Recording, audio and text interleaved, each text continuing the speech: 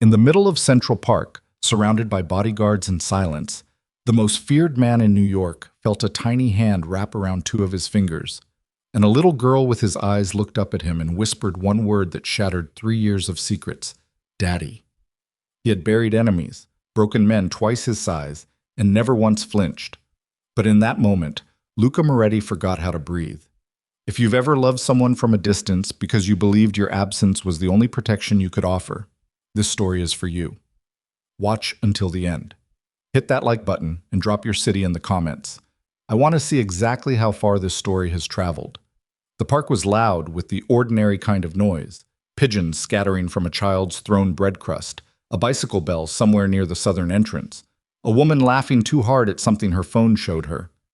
None of it touched Luca Moretti. He moved through the afternoon the way he moved through every room, every negotiation, every funeral, like a weather system, like something that did not belong to the world it passed through but could reshape it completely if it chose to. He was not supposed to be here. The original plan had been a walk from the townhouse to the black SUV waiting on Central Park West, 15 minutes of fresh air between a morning of financial restructuring and an afternoon meeting with the Port Authority's most expensive liaison. Adrian had suggested it. "You haven't slept properly in 3 days, boss. Take the air." And Luca had agreed mostly because arguing required energy. He was conserving for things that mattered. He was 41 days out from the shooting. The scar tissue beneath his left rib still pulled when he breathed deeply. The doctor had explained it with diagrams and careful language: penetrating trauma, significant hemorrhaging, remarkable recovery, given your age and stress levels. But what Luca remembered most from those first conscious hours in the private medical suite was not the pain or the machines or the face of his surgeon. What he remembered was the ceiling. White and absolutely still, indifferent to everything happening beneath it. He had stared at that ceiling and understood, with the particular clarity that near death sometimes grants, that he had been staring at ceilings like it his entire adult life. Blank surfaces, safe surfaces. Surfaces that asked nothing. He stopped near a bench beside the conservatory water, where model sailboats moved in small arcs across the pond's surface. He did not sit. Men like him did not sit in public parks unless they were making a point, and he had no point to make today. He simply stood with his hands folded behind his back, watching the boats, and let himself have 4 minutes of something approaching peace. That was when he heard the child. Not the crying. There was always crying somewhere in a park this size, some toddler registering a grievance with the fundamental injustice of the universe. This was different.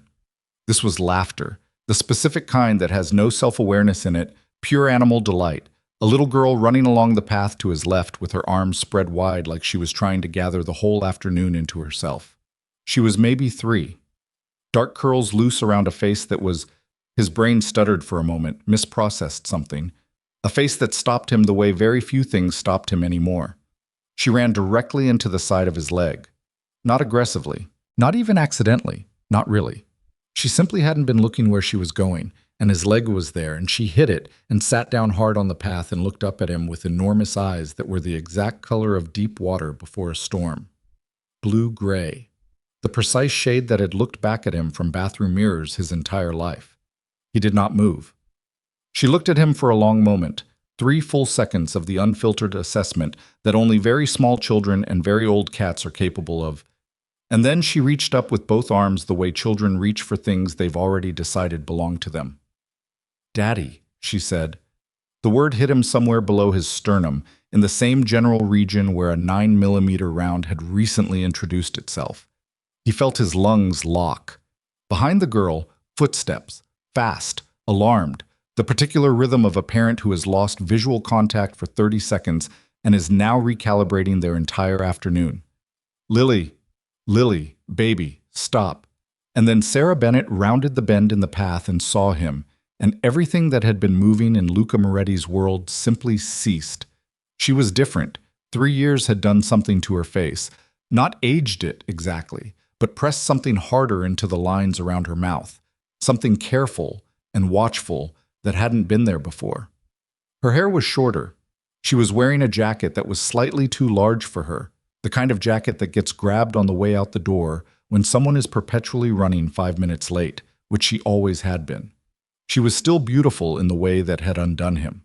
Not aggressively, not performatively, but with the quiet, stubborn force of something that simply existed and couldn't help it. She stopped 3 feet from him. For a moment, neither of them breathed.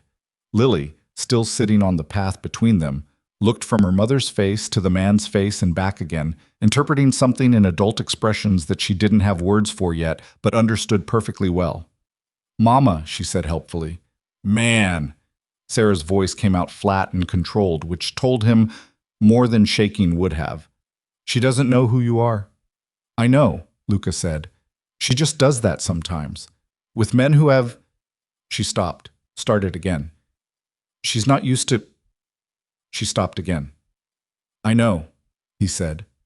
A long silence fell between them, filled with the sound of sailboats and pigeons, and the distant laughter of people who were not carrying 3 years of deliberate silence like stones in their chests. Sarah reached down and picked up Lily with the practiced ease of someone who had done it 10,000 times alone, settling the child on her hip. Lily immediately grabbed a fistful of her mother's collar and rested her chin on Sarah's shoulder, still watching Luca with those unsettling eyes. "You look terrible," Sarah said finally. "I was shot 5 weeks ago." Something moved across her face, fast, involuntary, gone before he could fully read it. "I heard." "From who?" "Does it matter?" It didn't. His world was porous in ways that couldn't be fully controlled, and Sarah had spent 3 years developing her own quiet intelligence network. People who owed her things for reasons that had nothing to do with him. He'd known that. He'd allowed it, even, in the same oblique way he'd allowed certain protective arrangements without her knowledge. The apartment building with the security system she thought was standard. The landlord who answered to a property management company that answered, ultimately, to an accounting firm that answered to a name she didn't know. Small, invisible walls between his daughter and a world that wanted to use her against him. "I need to talk to you," he said. "No." Flat, final. The same tone she'd used 3 years ago when she'd left, except then it had broken in the middle and this time it didn't. "Sarah, not here." She shifted Lily on her hip. "Not like this.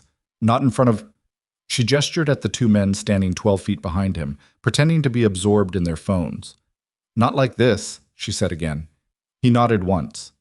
"Tell me when and where."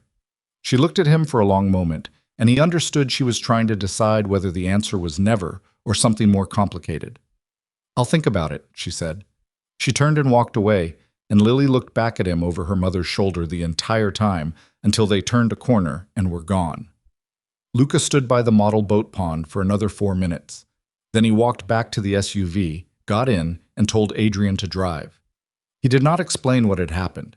He sat in the back seat for the entire ride uptown and stared at his hands and thought about a pair of blue-gray eyes that were not his and also were entirely his, and understood that whatever damage control he had been running for 3 years had just failed completely. He had met Sarah Bennett on a Tuesday in November, which was relevant only because November in Brooklyn is the month that strips everything unnecessary away. The cold comes in without ceremony. The trees lose their pretense. What remains is structure, the bones of things, visible and honest for the first time since spring. He'd been in the neighborhood for the wrong reasons, the kind of wrong that required personal rather than delegated attention, which meant going places without the full entourage, which meant stopping at a diner on Atlantic Avenue at 10 in the evening because the alternative was 4 more hours of adrenaline and violence sitting in his system with nowhere to go. The diner was the kind of place that had not changed since 1987 and was proud of it.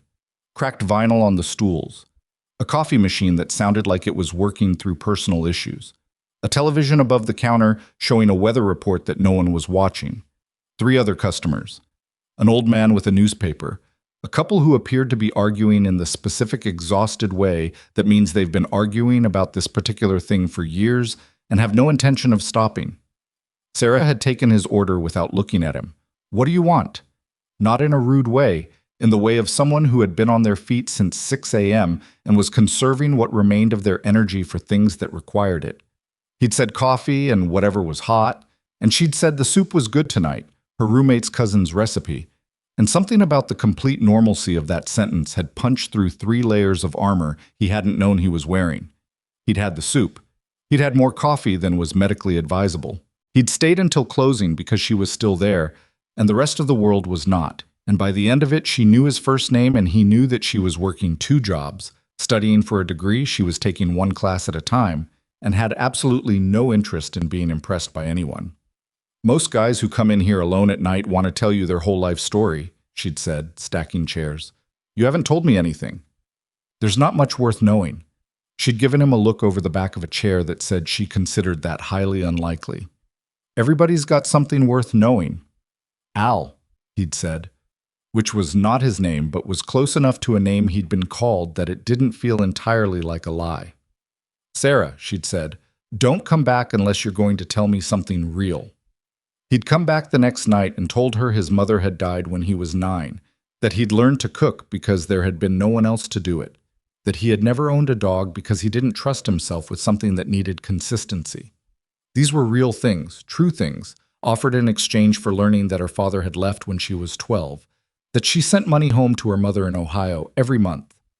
Even though money was tight, that she could identify every ingredient in a dish from a single bite, and had always wanted to go to cooking school but had put it off for so long it had started to feel like something that happened to other people. He'd kissed her 3 weeks later in the parking lot behind the diner in a light rain, and she'd kissed him back without hesitation, and for the next 4 months he had lived 2 completely separate lives, with the practiced efficiency of a man who had been doing exactly that in different contexts for 20 years. The difference was that one of those lives had started to feel more real than the other. He'd told himself it was controlled. He told himself the arrangement was clear in his own mind, that the lines were established, that he was simply allowing himself a small private geography of ordinary life without compromising anything fundamental. He knew this was a lie. He knew it the first time he found himself choosing the diner over a meeting that could have been rescheduled, and the second time when he spent 40 minutes in a jewelry store, not because he'd decided anything, but because looking felt safe. And the third time when she said, I love you very quietly and without warning while they were washing dishes in her apartment, and he hadn't been able to say it back, but had stood there with a wet plate in his hand, feeling like the floor had relocated. What ended it was not a fight. What ended it was the night she came home to find Marco Bellini sitting in her kitchen. He hadn't sent Marco. Marco had gone on his own initiative, which told Luca several things he should have understood sooner about the nature of his closest advisor's judgment. But the damage was already done. Sarah had come home to find a man she'd never seen before sitting at her table with the casual ownership of someone who had decided the space was his, and Marco had said something careless and precise about the nature of her relationship with Luca, his real name, not Al, and the kind of business Luca was in, and by the time Luca arrived she was already gone. She'd left a note. 4 words. Don't look for me. He had looked. Of course he had looked. But when he found out 3 months later that she was pregnant, he'd stopped. Not because he didn't want to find her, because he understood, with cold clarity, that finding her would mean bringing her back into a world where Marco Bellini could walk into her kitchen uninvited, where enemies with long memories and no moral constraints could reach a child to break a father. He had seen it done. He had, on 2 occasions that he did not allow himself to think about directly, been the one doing it. He left her alone. He kept her safe through systems she couldn't see. He learned about the baby, and then he learned about the genetic condition, a cardiac defect that ran in Moretti blood, recessive but possible, the kind of thing that didn't always manifest but absolutely could, the kind of thing that required early screening and monitoring to catch before it became fatal. His uncle had died of it at 34. He'd spent years quietly funding pediatric cardiac research under names that didn't connect back to him, and now his own child might need the interventions he'd been paying to develop. He learned it was a girl. He did not let himself name her, even privately, because naming her would make her real in a way he could not afford. Sarah named her Lily. He found that out from the birth record, which appeared in a database that his people monitored because he had told himself it was just information, just surveillance, not attachment. Lily Elena Bennett, born at 11:47 p.m. on a Thursday in March. He had read that document and then put it in a drawer and not taken it out again for 2 years, which was itself a form of lying he'd become very good at. The phone rang at 7 a.m., the morning after the park encounter. It was a number he recognized, one of several he'd established for Sarah's use in emergencies, routed through 3 different services, untraceable in any meaningful sense. She had never called it before. He picked up on the second ring. "I'll meet you," she said. No preamble. Tomorrow. The place on 54th. The coffee place with the green awning. 9 a.m. You come alone, and I mean actually alone, not your guys wait around the corner alone. Agreed. A pause. I'm not... She stopped. I have questions. I know. A lot of them. I know that too. Another pause, longer. He could hear something in the background, faint, distant. A children's program. The particular bright voices of animated characters making learning sound like an adventure. Luca, she said, and the name in her mouth after 3 years of silence was a specific and precise kind of pain. I need you to understand that this conversation is for me, not for you. Not because I've decided anything. I have questions, and I deserve answers, and that is the only reason I'm doing this. That's fair, he said. It's not a negotiation. I understand. And don't... Her voice caught, just slightly, just enough for him to hear. Don't say you're sorry, I can't. Just don't start with that. Okay, he said. She hung up. He sat with the phone in his hand for a moment. Through the tall windows of the townhouse, Manhattan was doing what it always did in early morning, reasserting itself, reminding anyone watching that it did not care about individual narratives, that it had been here before all of them and would be here after. He found, unexpectedly, that he did not find this comforting the way he once had. He called Adrian. The meeting tomorrow morning, he said. Cancel it. Which one? All of them. A pause. Everything? Everything. He set the phone down on the windowsill. And Adrian, the situation from yesterday, in the park. I saw, Adrian said carefully. Nobody talks about that. Of course. Nobody. Not the guys who were with me, not... Nobody. Understood. He ended the call and went to make coffee and stood in his kitchen in the silence of early morning, thinking about a little girl with his eyes who had reached for him with absolute confidence, as if the idea that he might not reach back was simply not a possibility she had considered. He thought about what it meant to be trusted that completely by someone who did not yet know they had every reason not to trust him. He was still thinking about it an hour later when he found himself standing in the doorway of the room he had never decorated, the one on the third floor that his housekeeper had asked about twice, and he had told her to leave empty. It was empty now. Bare walls, wood floor, afternoon light coming in through a window he'd never thought to cover. He stood there for a long time without knowing what he was looking for. He knew what it should look like. He'd walked past toy stores and children's furniture places dozens of times without stopping. He'd never let himself stop. He closed the door and went back downstairs. The coffee place on 54th had 8 tables and made its money on regulars, the kind of neighborhood institution that exists in the interstices of New York's attention, unremarkable enough to be genuinely private. He was there at 8:40, against his own instructions to himself, because he could not manage to stay in the townhouse any longer. He took a table in the back corner. He ordered coffee he didn't need and sat with his hands around the cup and watched the door. She came in at 9:03, which told him something about the night she'd had. Sarah Bennett was constitutionally incapable of being late, had always arrived 7 to 10 minutes early for everything, had once told him that lateness was a form of disrespect she couldn't tolerate, because her time had always been too tight to waste. 3 minutes late meant she'd sat outside in the cold debating whether to come in. She saw him immediately, crossed the room without hesitation, and sat down across from him with her coat still on, her bag on the table between them like a small declaration of territory. She looked tired.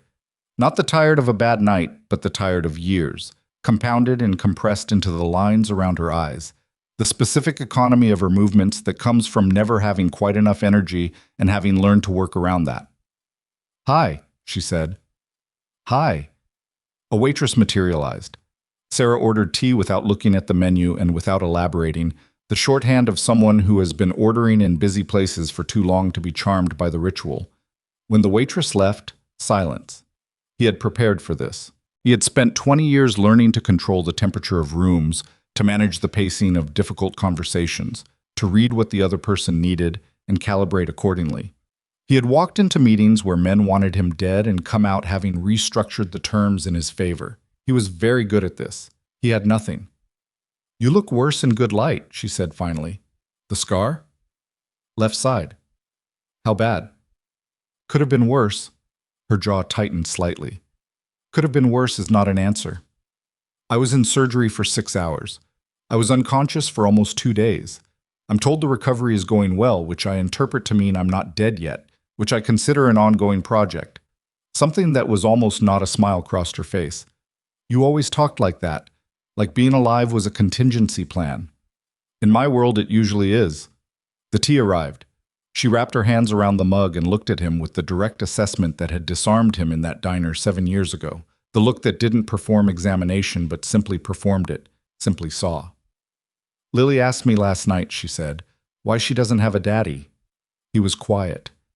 She's asked before. I've had different answers at different ages. When she was really small, it was some families are different, and she accepted that. Last year, it was your daddy lives far away, which was, she stopped, which was a lie. But she was 2.5, and it was a lie I could live with. Last night, she asked if daddies could come back. He made himself hold her gaze. I didn't know what to say. Her voice was steady. And then she asked if her daddy knew about her. A long pause. Does he know about me? He repeated quietly. That's what she asked. Yes. He set his coffee cup down. What did you tell her? I told her yes. Because you do. The word do landed like a small, heavy thing. You've always known, haven't you? It wasn't a question. Yes, he said. She nodded slowly, the way people nod when they're confirming what they already suspected, and the confirmation still cost them something. I assumed the building security that was significantly better than what the rent should cover. The landlord who couldn't quite explain who owned the property when I asked. The car that's been parked on my block since... She stopped. You've been watching us the whole time. Protecting. You've been surveilling us, she said, and her voice was still controlled, but there was something underneath it now, something that had been building for years. From a distance. Anonymously. Without our knowledge or consent. Lily doesn't have a father. She has surveillance. Sarah, don't. She held up one hand. I need you to hear that before you explain. I need you to understand what that is. You have been present for 3 years in the most parasitic possible way. Watching, controlling, deciding what protection we needed. Without once considering that we might have needed you. Not the security system, not the property company. You. He could have argued. He had a case, not a good one, but a case. The threats had been real. The risk to them had been real. 2 of the men who would have used them against him were dead, and a third was in federal custody. And the casual arithmetic of violence that he understood better than any cost-benefit analysis made it clear that his decision had been correct in the precise, operational sense of having preserved their lives. He didn't make the case. You're right, he said. She blinked. She'd been prepared for the argument. She'd been prepared for the explanation. She'd rehearsed her responses to it. He could tell, had set up the whole architecture of the conversation around dismantling justifications. His agreement broke the structure. I'm right, she said carefully. That's it? Yes. You're not going to tell me you were protecting us. I was protecting you, and you're right that it wasn't enough. Both of those things are true, and I'm not going to use the first one to cancel the second. She looked at him for a long moment. Outside, someone walked past the window with a stroller, the ordinary motion of the morning world going on without reference to any of this. Why now? She said. Why? You've been sick before. You've had close calls before, I assume. Why does this one make you... She stopped. The cardiac report, he said. Her expression shifted. What? The inherited condition, the one that runs in... that can affect... He stopped. Found more precise words. I had a workup done 6 months ago. More thorough than usual after the shooting. The cardiologist found markers in my blood work that indicate the defect is active in me. I've managed it. There are interventions, medications. The progression can be slowed, but the genetic profile is, the probability that Lily carries it is significant. The color in Sarah's face changed. She needs to be screened, he said quietly. Not urgently, the window is several years, but it needs to happen. It needs to be monitored. If it's present and it's caught early, it's manageable. If it isn't caught, stop. Her voice came out rough. How long have you known about this? The family history? My entire life? The specific risk to her specifically? 3 years. Sarah's hands had stopped moving around the tea mug. They were very still now. 3 years, she repeated. I know. You knew for 3 years that my daughter might have a heart condition inherited from your family, and you, her voice broke just at the end, just slightly. She pressed her lips together. And you stayed away. I thought, don't. Her voice was quiet now, which was worse than if it had been loud. Don't tell me what you thought. I need a minute. He gave her the minute. He gave her several of them. He sat across from her and did not try to fill the silence, and did not offer justifications, and did not make the mistake of reaching across the table, which he wanted to do, which was not something he was entitled to do. When she finally spoke again, her voice was contained, deliberate. You said you had a reason for coming to me now, after the shooting. Yes. Tell me. I'm dying, he said simply. Not immediately. The timeline is uncertain, the doctors hedge carefully, but the short version is that the cardiac situation is more advanced than they'd like, and the stress of my life has not been compatible with managing it. I could have another 10 years if I make significant changes. I could have less if I don't. I don't have confidence in my ability to make the required changes while remaining in my current position. She was watching him steadily. I have been, for the past 4 months, in the process of transferring significant portions of my business interests, the legitimate ones, to a structure that doesn't require my daily involvement. The other elements of my operation I'm stepping back. It's a complicated process. There are people who don't want me to do it. And the situation has become, he paused. The shooting was not random. Someone in your organization, possibly. I don't have confirmation yet. He watched her take this in. I'm telling you this because you need to understand the environment, and because I need you to understand why I came to you now, after 3 years, when I have been very disciplined about staying away. It's not because the situation is safe. It isn't. What it is time. I'm running low on time, and I can't... He stopped again. The word can't sat there between them. I can't keep watching from a distance, he said finally. I can't keep knowing she exists and not... I can't. That's not a justification. It's just what's true. Sarah picked up her tea mug. She drank from it. She set it back down and looked at the table and then looked at him. She drew a picture of you, she said, 2 months ago. She's never met you. She has no idea what you look like. She draws this tall man with dark hair, and she calls him Daddy, every single time. She exhaled slowly. She has 17 of them on her bedroom wall. I counted. Something happened in his chest that was not the cardiac condition. She's a happy kid, Sarah continued. She's funny and she's stubborn, and she has a very strong sense of justice about completely insane 3-year-old things, like whether her cup should be the green one or the blue one, and she sings all the time, constantly, just songs she makes up, little narrations about what she's doing. She's a very good kid. Her voice caught once, smoothed out. And she deserves a father. She deserves more than I've been able to give her alone. He did not move. I'm not forgiving you, Sarah said. I need to be very clear about that. I'm not there. I don't know if I'll get there. What happened? What you did? The way you left without?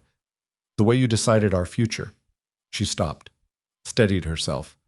That was a profound violation of trust, and I'm not going to sit here and pretend it wasn't. I'm not asking you to.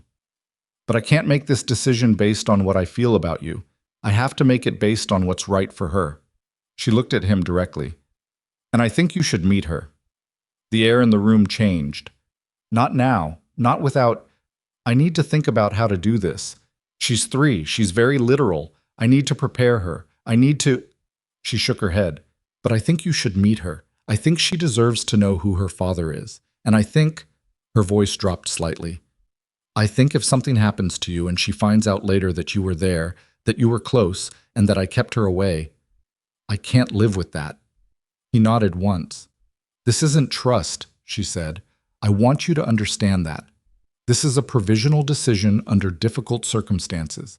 And if you give me any reason at all, to question your commitment to her safety over your own interests, I will take her and disappear, and this time you will not find us. I understand. Do you?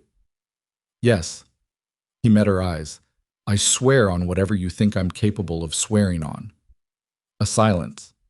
Then, unexpectedly, Something in her expression shifted. Not warmth, not quite, but something that had been rigid became very slightly less rigid, the way an arm held too tight for too long will tremble slightly when the tension finally releases. She likes strawberries, Sarah said. In case you're wondering, she's obsessed with them, also with a very specific purple stuffed rabbit that is falling apart. And I am terrified of the day it finally disintegrates entirely because I don't think anything will replace it. He absorbed this. He stored it the way he stored information that mattered, completely, precisely, in a place he would not lose it. "What's the rabbit's name?" he asked. For the first time, a real smile crossed Sarah's face. Small, contained, but there. "Mr. Ears," she said, because she was very literal at 2. "I see. He only has one ear now. She says it's fine. She can hear twice as good with one ear. She told me very seriously that that's how it works." He looked at his coffee. "She's wrong about the biology. I know, I didn't correct her. Some fights you choose not to have." The morning light came through the window, and for a moment neither of them spoke. And it was almost not comfortable. Not that. They had too much history for comfort, too much weight. But it was something adjacent to bearable. Something that contained, distantly, the shape of what it might eventually become if they were very careful and very lucky, and if he didn't do anything catastrophic, which was not, he acknowledged to himself, a certainty. His phone buzzed once. He glanced at it. "Adrian. Call when you can. Situation re. Thursday meeting." He put the phone face down on the table without responding. Sarah noticed. Something in her expression acknowledged it, the fact that he had made that choice, however small. She didn't say anything. She simply finished her tea and began to put her coat back on, and he understood the meeting was ending. "I'll contact you," she said. "Through the same channel. Don't call me. Just wait." "Okay." She stood. She picked up her bag. She looked at him one more time, and he could see all of it in her face. The damage, and the exhaustion, and the something else that had survived 3 years of deliberate burial that apparently could not be fully killed. "Luca," she said. "Yes. Don't make me regret this." She walked out. He sat alone in the coffee shop on 54th Street with his phone face down and his coffee cold, and 3 years of distance collapsing into something that felt, for the first time, like the beginning of an ending, or possibly, against all reasonable expectation, the beginning of something else entirely. He reached for his phone. Not to call Adrian, he typed a single search: early screening cardiac defects children. The results came back and he read them carefully, one by one, and took the kind of notes that people take when they are very serious about not making the same mistake twice. It was only later that afternoon back at the townhouse, going through the financial documents that Adrian had left on his desk, that he noticed something he'd been too preoccupied to see clearly before. A discrepancy. Small enough to have been accidental. The kind of thing that, in his world, was never accidental. It threaded through 3 accounts, across a period of 8 months, connected to movement that pointed, with the specificity of something carefully designed to look like noise, toward a structure he recognized, toward a set of decisions he had not made, toward a name he had not authorized. He set the documents down on the desk very carefully. He picked up the phone. He called a number that was not Adrian's. "Pull everything you have," he said quietly, "on Marco Bellini. Everything. Not what I already have. New surveillance. I want to know where he's been for the last 6 months, who he's been talking to, and what he's moving." A pause on the other end. "Boss, Marco is—" "I know what Marco is," Luca said. "Do it anyway." He ended the call and stood at his desk and looked out at the city, and thought about the shooting 5 weeks ago, the car that had known his route, the timing that had been too precise for an amateur. He thought about the only person who would have known. And underneath the cold arithmetic of that realization, something colder still, the understanding that everything he had just set in motion, everything he had promised Sarah, everything that for the first time in 3 years felt like it might be possible, was happening precisely at the moment when the most dangerous person in his life had decided to move. His phone rang. Adrian, again. He answered it. "The Thursday meeting," Adrian said carefully. "Marco wants to move the location. Says the original venue has a security issue." Luca was quiet for a moment. "Tell him fine," he said. "Whatever he wants." He ended the call. He had spent 20 years learning that the most dangerous thing in any organization was not the enemy outside. It was the friend who had stopped being one. And somewhere across this city, his daughter was drawing pictures of a man she had never met, a man she had called Daddy, in a park while holding his hand without knowing what she was holding, and he was running out of time in more ways than one. The only question was which clock ran out first. The documents were still on his desk at 2 in the morning. Luca had not moved them. He had not moved much at all, which was its own kind of evidence. A man who spent his days in controlled motion, in the deliberate geography of power, sitting at a desk in the dark with a glass of whiskey he hadn't touched, staring at numbers that told a story he didn't want to believe. He spread them out again. 3 separate accounts, routed through 2 different shell companies, the paper trail thin enough to look like legitimate overhead but thick enough, if you knew what to look at, to resolve into something unmistakable. Money moving in the wrong direction, not large amounts. That was the craft of it, the patience of it. Small amounts, over 8 months, accumulating into a figure that represented not theft but investment. Someone had been buying something. He thought about the car that had known his route, the shooter who had been positioned at exactly the right angle for exactly the kind of man who knew that Luca always rode in the second vehicle. Never the first, always the second, because the first was the obvious target, and he had stopped being obvious 20 years ago. A detail that lived in precisely 3 people's knowledge: his driver, Adrian, and Marco. He thought about Marco's request to move Thursday's meeting. Security issue, Adrian had said. Marco had called it a security issue. He picked up the whiskey, set it back down without drinking. His phone sat on the corner of the desk. He had not called Marco. He would not call Marco, not yet, not until the new surveillance came back, not until he had something that wasn't inference and pattern recognition and 20 years of watching men betray each other for reasons that always came down to the same few things: money, fear, the particular resentment of someone who has stood behind another man's throne for so long that they have begun to mistake their proximity to power for an entitlement to it. He had known Marco Bellini for 19 years. They had been in rooms together where the temperature was the kind that required everyone present to either trust each other completely or be willing to die. And they had navigated those rooms together, and Luca had trusted the navigation. He had trusted it enough to give Marco access to things that no one else touched: scheduling, routing, the internal structure of operations that required absolute reliability. He thought about what it meant that he had given all of that to the man who might have tried to kill him. He closed the documents, put them in a drawer, locked it. Then he went upstairs and lay on his bed fully clothed and looked at the ceiling and did not sleep. Adrian arrived at 7:15, which was early even for him, and the look on his face when he came through the office door told Luca the surveillance had already turned something up. "Close the door," Luca said. Adrian closed it. He was a careful man by nature, compact, precise, economical in movement and expression in the way of someone who had grown up understanding that visible emotion was a liability. He had been with Luca for 11 years. He had never, in 11 years, looked the way he looked right now. "Talk," Luca said. "We pulled 6 months of movement on Marco."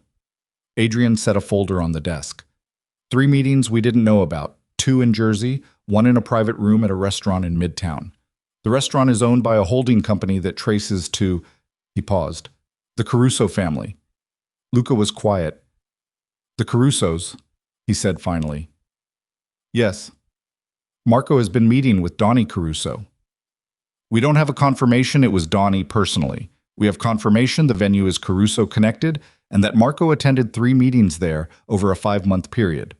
Luca picked up the folder. He looked at the photographs, grainy, taken from distance, the particular resolution of surveillance work done quickly. Marco's profile. A car he didn't recognize.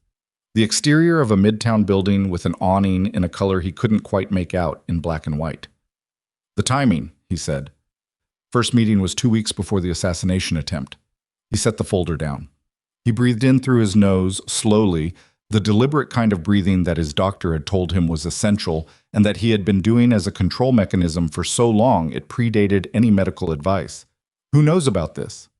The 2 people who pulled the surveillance, both reliable. Both. Adrian stopped. Both what? "Both scared," Adrian said. "When they saw what they had, they were scared. I don't think they said that in those words, but that's what it was." Luca nodded slowly. "Get them out of the city for a while, somewhere comfortable. Say it's a security rotation." "Okay. And the Thursday meeting?" Marco's already confirmed the new venue, warehouse space in Long Island City. Says it's a neutral site with clean security, belonging to... Does it belong to anyone we know? A pause. We're checking. Check faster. He stood up from behind the desk. And get me a car, not the usual one. Different driver, different route. I need to make a stop this morning. Adrian's expression didn't change. The woman from the park? Luca looked at him. I'm not blind, Adrian said simply. And I'm not stupid. Do you want backup on the stop or... No, I want the car and the route and nobody else knowing where I am for 2 hours. Adrian nodded and left. Luca went to the window. The morning was low and gray, the kind of overcast that feels like the city is conserving something, pulling everything inward. He thought about Lily's 17 drawings on a bedroom wall he had never seen. He thought about a purple rabbit with one ear. He thought about Marco sitting in Sarah's kitchen 6 years ago, uninvited and deliberate, burning the only thing in Luca's life that had ever felt like it belonged to him rather than to the operation. He had told himself at the time that Marco had done it carelessly, out of poor judgment. He had believed that because the alternative, that Marco had done it with full understanding of what it would destroy, required him to have been wrong about someone for a very long time. And being wrong about people in his world was not an error you survived multiple times. But now the numbers on the paper and the photographs in the folder and the request to move Thursday's meeting all pointed to the same recalibration. The question was not whether Marco had done it deliberately. The question was how far back the deliberateness went, and what exactly Marco had been building during all the years when Luca had believed he was building it with him. Sarah's building was a walk-up on a tree-lined street in Park Slope that was clearly in the process of becoming more expensive than it had been when she moved in. New coffee place on the corner, scaffolding on the building across the street. The specific transitional texture of a neighborhood that used to belong to people like her and was beginning to belong to people like his legitimate business partners. He rang the buzzer at 9 a.m. and waited. Silence for long enough that he thought she wasn't home. Then the intercom crackled. Who is it? Her voice, flat and cautious. It's me. A pause. I said I'd contact you. I know, I need to talk to you about something that can't wait. Another pause, longer. He could hear, very faintly, a child's voice in the background. Not words, just the melody of ongoing commentary that small children provide to their own experience. The door buzzed open. He climbed 3 flights of stairs. She was standing in the doorway of the apartment, one hand on the door frame, blocking the entrance without quite closing it. She was wearing jeans and a gray sweater and her hair was damp, and she looked like someone who had been up for several hours already. The controlled alertness of a person whose morning started with someone else's schedule. Behind her, in the main room, he could see the corner of a small table with a cereal bowl on it. Lily's here, Sarah said. It was both information and warning. I know. I'm not asking to. I just need 5 minutes. She looked at him. She stepped back from the doorway. He came in. The apartment was small, organized with the particular efficiency of someone who had learned to make limited space work hard. Books on every available surface. A children's art corner with the deliberate chaos of someone very small who had been given full permission to express herself. On the wall beside the hallway, he saw it immediately, couldn't not, a collection of drawings in crayon and marker, 17 of them, each one featuring variations on the same tall, dark figure. He made himself look away. From the main room, a small voice. Mama, my spoon fell. I'll get it in a second, Bug. Sarah didn't raise her voice, just projected it in the direction of the room, then looked back at him. 5 minutes. Kitchen. The kitchen was barely big enough for 2 adults standing still. She leaned against the counter with her arms crossed and looked at him with the expression of someone who had already identified 3 possible versions of this conversation and was preparing for the worst. The situation has changed, he said quietly. What does that mean? It means I have reason to believe the attempt on my life was organized by someone inside my operation. Someone with enough access to my schedule and routing to have planned it precisely. Her face didn't move. How close inside? Very close. How does this affect... She stopped. Restarted. How does this affect us? Us. The word sat in the small kitchen and did something to the temperature. It means the timeline I described yesterday. The restructuring, the stepping back. is more complicated than I indicated. There's a possibility that the same person who organized the attempt is aware that I'm trying to exit and is accelerating their own plans in response. In response to what specifically? In response to the belief that a man who wants to leave can be more easily removed than one who intends to stay. She breathed in, breathed out. Her jaw was set tight. You came here because you're scared. I came here because you need to know the environment has changed and there are precautions. You came here, she said again, because you're scared. Not for yourself. Say what you mean. He was quiet for a moment. Outside the kitchen doorway, the sound of a small person climbing down from a chair. Yes, he said. What kind of precautions? I want to move your building security to a higher tier. The current arrangement is adequate for most scenarios, but if this escalates, no. She said it immediately, without pause. Sarah, no. You don't get to install more invisible infrastructure in my life without my knowledge, which is apparently what the current arrangement already is, and now you want to— Her voice dropped sharply. No. Then tell me what you'll accept. I'll accept you fixing your own situation so that my daughter isn't in danger because of who her father is. Her voice was a blade, controlled and precise. I'll accept you doing whatever it is you do to handle this, and I'll accept you not bringing it to my door. I know you're trying to protect us, she said, and there was something exhausted in it, something that had run out of room. You've been trying to protect us for 3 years, from a distance, invisibly. And now you're standing in my kitchen telling me the protection might not be working, which means your system of protecting us while also not being present for us has failed in exactly the way I could have predicted if you'd ever asked me. Footsteps in the hallway, small ones. Lily appeared in the kitchen doorway in a yellow shirt with a dinosaur on it, her dark curls chaotic from sleep, holding an empty cereal bowl with both hands with the air of someone delivering a very important object. She looked at Luca. Luca looked at her. She had never seen him before. Not consciously, not in a context where she could make a connection. But children that age run on frequencies that adults have mostly stopped being able to hear, and she looked at him with those blue-gray eyes for a full 3 seconds of unblinking assessment. Then she held out the bowl toward him. All gone, she announced. He took the bowl from her because there was no other possible response to that. All gone, he confirmed. She seemed satisfied by this verification. She turned around and walked back toward the main room, bare feet on the kitchen tile. Sarah let out a breath that was almost a laugh, and almost something else. She does that, she said quietly. Just accepts people. No self-preservation instinct whatsoever. She paused. She has no idea who you are. I know. But she'll figure it out. Kids that age are— She notices everything. If you keep appearing, she's going to start connecting things, and I need to manage how that happens. I understand. Do you? She looked at him steadily. Because understanding would have looked like you telling me about the cardiac condition 3 years ago. Understanding would have looked like giving me the choice rather than making it for me. Understanding is not a thing you've demonstrated a consistent capacity for where I'm concerned. He had no argument to offer. I'll handle the internal situation, he said. I need you to tell me if you see anything unusual. Anyone who doesn't belong on your block. Any vehicle that feels wrong. Anyone who asks questions about you or about Lily. You want me to be a lookout. I want you to tell me if something feels wrong. She looked at him for a long moment. And then what? I call you and you send men with guns, and my daughter grows up knowing her father is the reason her apartment building sometimes has men outside it? Better that than the alternative. Is it? Her voice was very quiet. Is it actually better, Luca?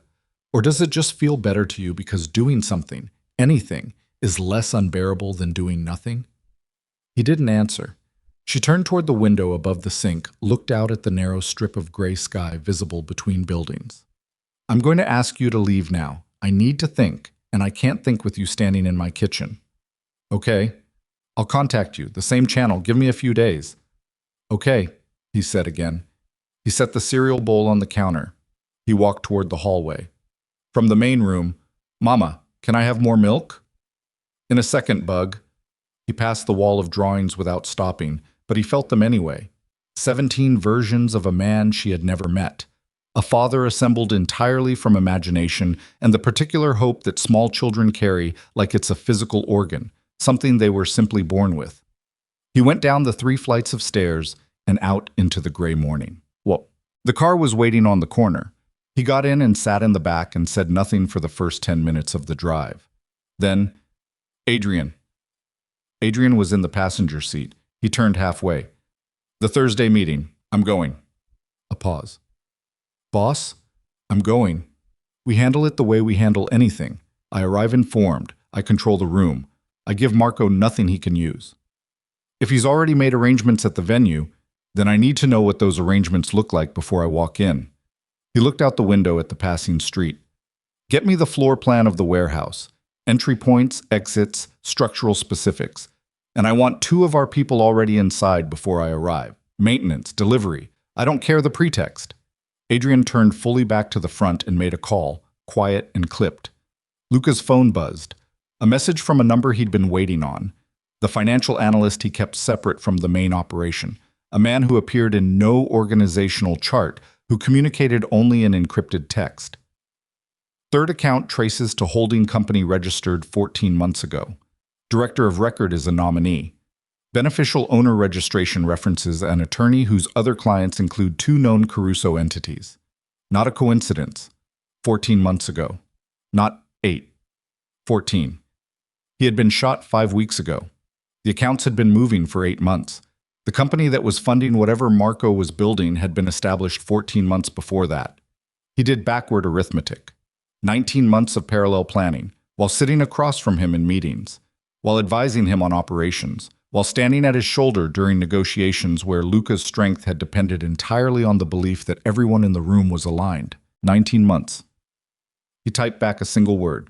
Continue. He put the phone in his pocket.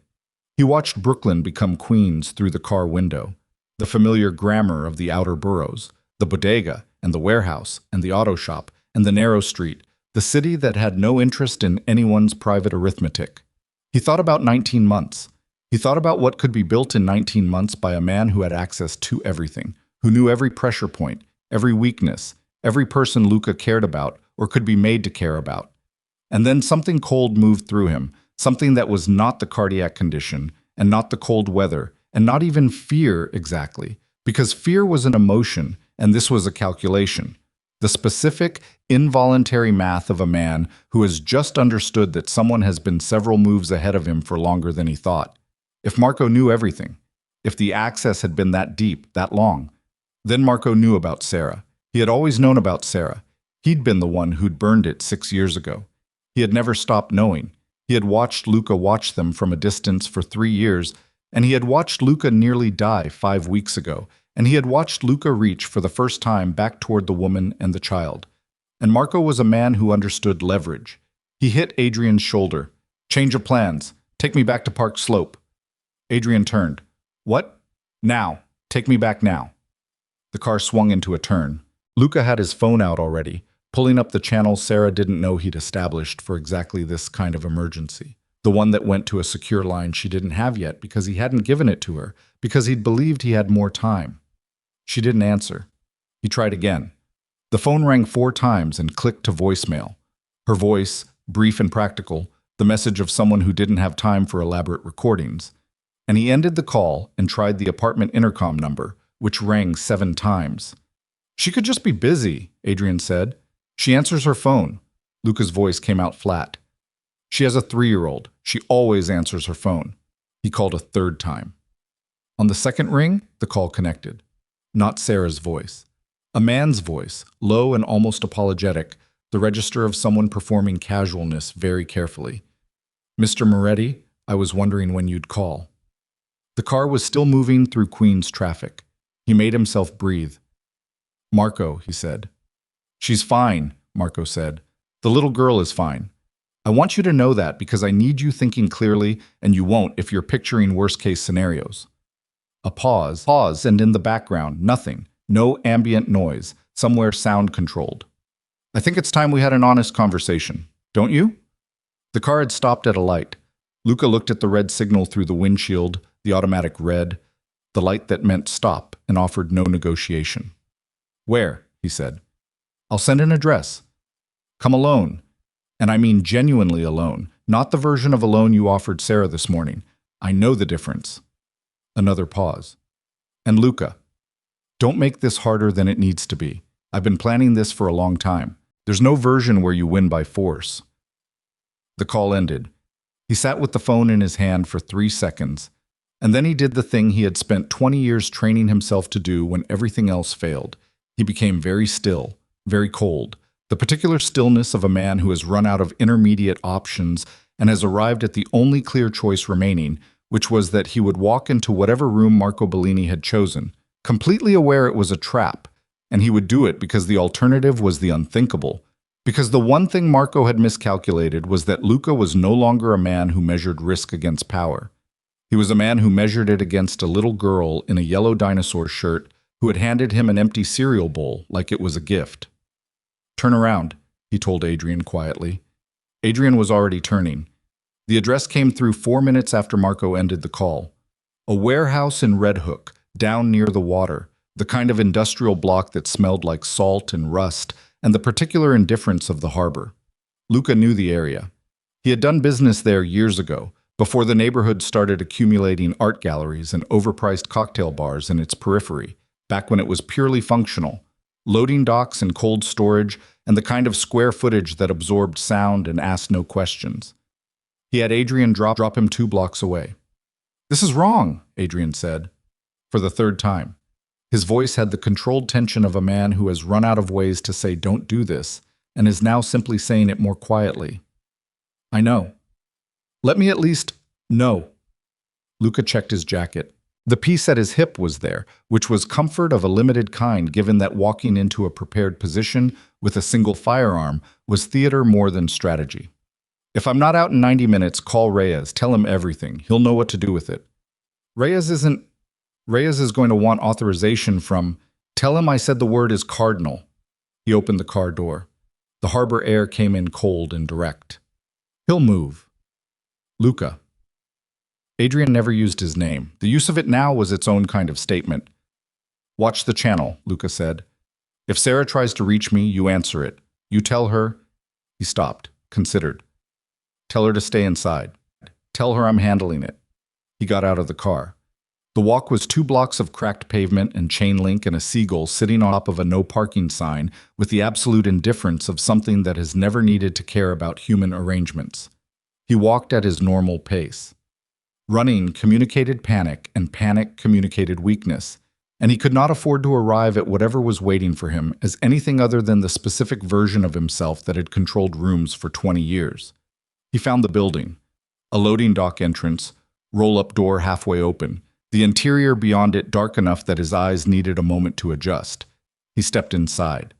The space was maybe 4,000 square feet of concrete floor and steel beam ceiling, and the faint ghost of whatever had been stored here recently. Something chemical, industrial, not quite masked by the cold air moving through the gaps in the roof panels. 3 fluorescent lights were on, positioned in a triangle that illuminated the center of the space and left the edges dark. Under the lights, 2 folding chairs facing each other across a cheap table with a water bottle on it, the staging of something that wanted to look like a conversation. Marco Bellini was standing to the left of the table, not sitting, which told Luca he was nervous or had decided standing gave him an advantage, or both. He was wearing a dark coat and his hands were in his pockets, and he looked... Luca registered this with the particular attention he gave to faces in high-stakes rooms. He looked tired. Not the tired of one bad night, the tired of someone who had been carrying something very heavy for a very long time and had almost reached the place where they were going to be able to put it down. 2 other men were visible in the shadows. Probably more that weren't. "You came alone," Marco said. He sounded mildly surprised. "You asked me to." "I did." Marco pulled his right hand from his pocket. Empty. A gesture of demonstration, not quite goodwill. "Sit down, Luca." "Where is she?" "She's fine, I told you." "Where?" Marco held his gaze for a moment, then tilted his head toward a door at the far end of the space. A standard interior door, wooden, incongruous in the industrial setting. "In there, with Lily. There's a woman with them, a professional. They're not being... Nothing has happened to them. This is not that kind of situation." Luca looked at the door. He made himself look away from it, back to Marco, because looking at the door too long told Marco something he didn't need to know. He sat down. Marco sat across from him. He picked up the water bottle, looked at it, set it back down without opening it. A fidget. Marco Bellini did not fidget. Luca had watched him sit through interrogations, through negotiations with men who had guns on the table, through the aftermath of disasters that would have broken most people, and he had never once seen Marco fidget. He filed that away. "How long?" Luca said. Marco looked up.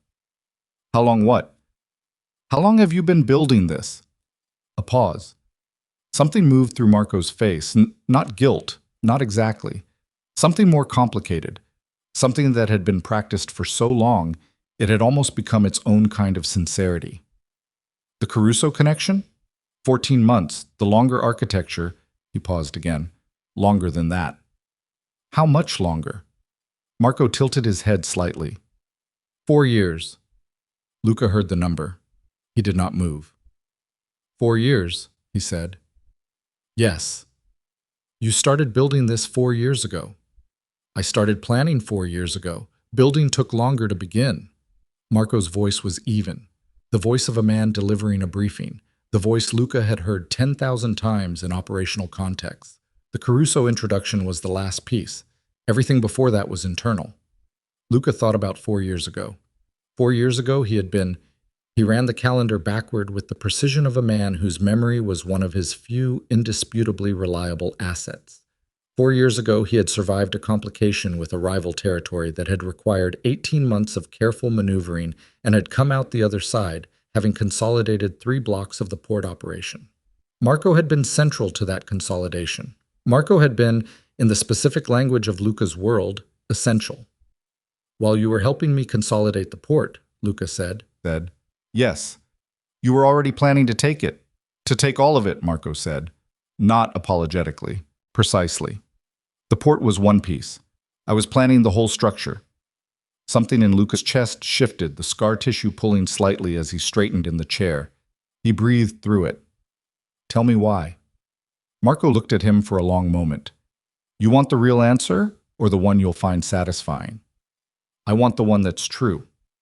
The one that's true, Marco said, is that I have spent 19 years being the most important person in the room who nobody in the room acknowledged. I built more of what you have than you know. I covered for you during the years when the cardiac situation was affecting your judgment, and you didn't know it yet. I managed the Santoro situation entirely on my own and handed you the resolution and watched you accept the credit from the table because that's how the structure worked. Everything flows up. Every success becomes yours. Every calculation I made, every relationship I built, every problem I solved before it reached your desk became part of the Moretti Empire. My work. Your name. Luca said nothing. I'm not saying you're incompetent, Marco continued. You're not. You're very good at what you do, but what you're good at is the part that people see. The room, the presence, the final decision. What I'm good at is everything that makes that room possible, and I have been invisible in it for 19 years. You had authority. I had authority that derived from you, that ended the moment you decided it ended. That was always, every day, contingent on your continued confidence in me. That is not authority, Luca.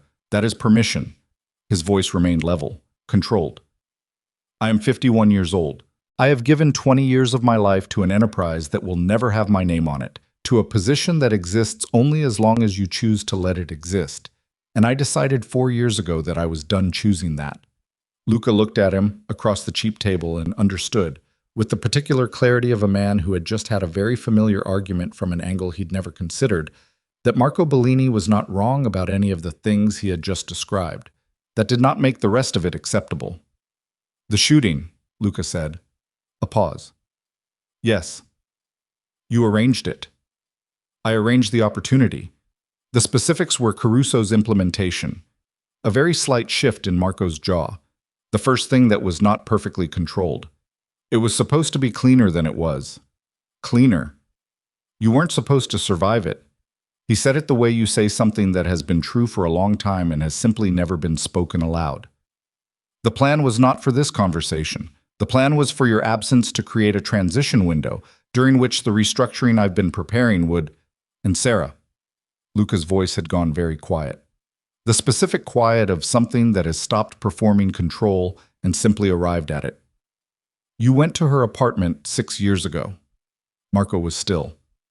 That wasn't poor judgment, Luca said. Was it? A long pause. No. You went deliberately. You burned it deliberately. You were changing, Marco said, and for the first time something sharpened in his voice that wasn't control, that was actual feeling underneath the architecture. You were spending half your time in Brooklyn with a waitress, and you were making decisions with, you were distracted, you were starting to calculate differently. I could see it in every meeting. I told myself it was temporary, that the pattern would break on its own, and when it didn't, you broke it. Yes. The word landed in the cold space between them and sat there. Luca breathed in, breathed out. He looked at his hands on the table, at the particular stillness he had trained them to. The hands that didn't shake, that didn't curl, that maintained the external grammar of a man who had processed what he'd heard and had not been broken by it. He had been right about all of it. Every inference from the documents, every pattern from the surveillance, every piece of the 19-month arithmetic. He had been right, and there was absolutely nothing satisfying about that. She had my daughter, he said. I didn't know she was pregnant, Marco said. That information came later. That was not part of the calculation. Does that make it better? No, it's simply true. Luca looked at him. And now, you have them in a room. What is it you think happens next? Marco leaned forward slightly. What happens next is you transfer operational authority to me. Formal, documented, the kind that holds legally under the structures we've been using. You step back, which you were already planning to do, so this is not a significant change in your personal situation. You keep the legitimate businesses. You get the health outcomes you're apparently trying to achieve. You get... He paused, and something careful came into his voice. You get the woman and the child, Luca. That's not a threat. That's the offer. You are already leaving this world. Leave it. Let me have what I've been building toward and take what you actually want. Luca looked at him for a long moment. And if I say no, then the situation becomes more complicated and I'd prefer it didn't. What does more complicated mean specifically? It means the Carusos have a different approach than I do, and I have limited ability to... Marco stopped. Something crossed his face that was almost, for a fraction of a second, something like discomfort. Donnie Caruso is not a man who leaves exit ramps. I have been, in this negotiation, the more moderate voice. That is the truth. If this conversation fails, the next one won't involve me. You're telling me to be grateful you haven't had them killed yet. I'm telling you the geometry of the situation. Luca sat very still and thought about geometry. He thought about the door at the far end of the warehouse and what was behind it. He thought about the two visible men in the shadows and the indeterminate number of invisible ones. He thought about Adrian 2 blocks away watching a channel that Sarah wasn't using because Sarah's phone was presumably now in Marco's possession, or turned off. And he thought about Reyes and the word cardinal and the 90-minute window that had maybe 60 minutes left in it. He thought about what Marco had not said, which was more useful than what he had. Marco had not said the Carusos were here. He'd said Donnie Caruso has a different approach. Future tense, conditional. Which meant the Caruso element was still external, still a threat being held in reserve rather than a presence in the room. Which meant Marco was still, at this precise moment, the controlling variable. Which meant the two men in the shadows answered to Marco, not to anyone Luca didn't know. He thought about the fidgeting with the water bottle. He thought about it was supposed to be cleaner than it was. Marco had not wanted him in a room. Marco had wanted him in a box. This conversation was not Plan A. This conversation was what happened when Plan A produced the wrong outcome, when the man you needed to be dead turned out to be still alive and still in possession of information that could dismantle what you'd built, and the only remaining option was to convert the asset rather than eliminate it. Marco needed his signature. That was what this was. The documented transfer of authority that held legally. Those were the operative words. Marco had built something that required Luca's formal cooperation because he had built it within the legal structures that Luca had spent years constructing for exactly the purpose of insulating the operation from external challenge, and those structures now required the one thing that couldn't be forged or compelled from a dead man with the same reliability as from a living one. He needed Luca to choose. I need to see them, Luca said. Marco was quiet for a moment. That's not part of the... I'm not signing anything without seeing that they're unharmed. That's not a negotiating position. That's the only condition under which this conversation continues. He held Marco's gaze. You want my signature. You need it to mean something, legally, which means you need me coherent and present and not operating from fear. Show me they're okay, and I'll listen to your terms. A long silence. Marco stood up. He walked into the door at the end of the space and knocked twice, a pattern, deliberate, and opened it. Luca stood. The room beyond the door was smaller, lit by a single floor lamp that someone had brought in, a domestic object absurd in the industrial setting. Sarah was sitting in a folding chair against the far wall with Lily in her lap, Lily asleep with her cheek against her mother's collarbone, and her dark curls covering most of her face. A woman Luca didn't recognize stood near the door. Late 30s, professional stillness, the posture of someone who has done this before and is not emotionally engaged with the current assignment. Sarah looked up when the door opened.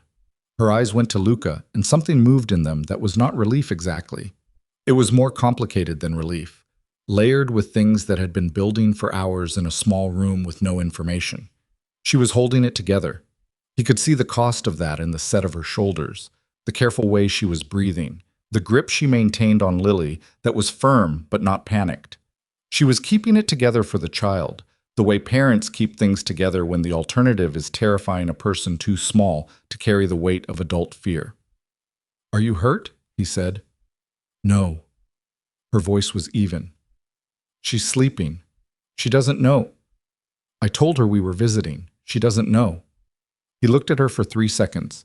He tried to put into those 3 seconds what he couldn't say in front of Marco and the woman and the shadows. "I see you. I know what this is costing you. I am not leaving this building without you."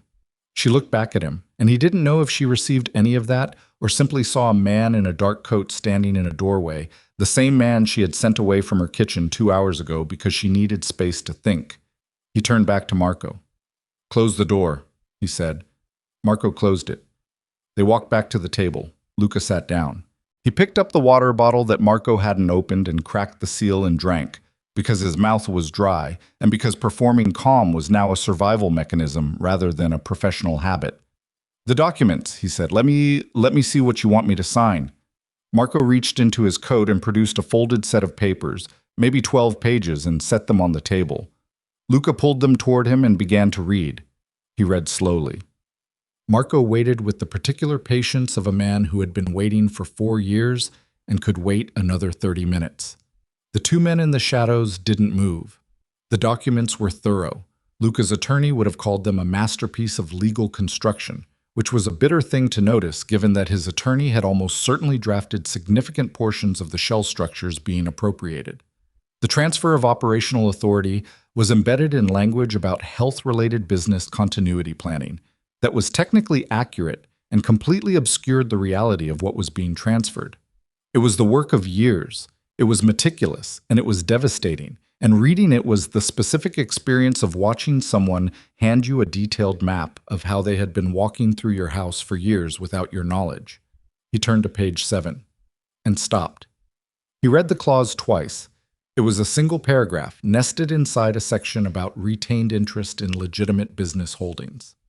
Standard language at first read, the kind of boilerplate about named beneficiaries and succession of interest that appeared in every estate and business continuity document Luca had ever dealt with.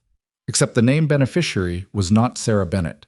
The name beneficiary, in the event of Luca Moretti's death within 36 months of the signing of this document, was Marco Bellini acting as trustee for the Moretti Family Trust, which meant that the document Marco wanted him to sign did not simply transfer operational authority.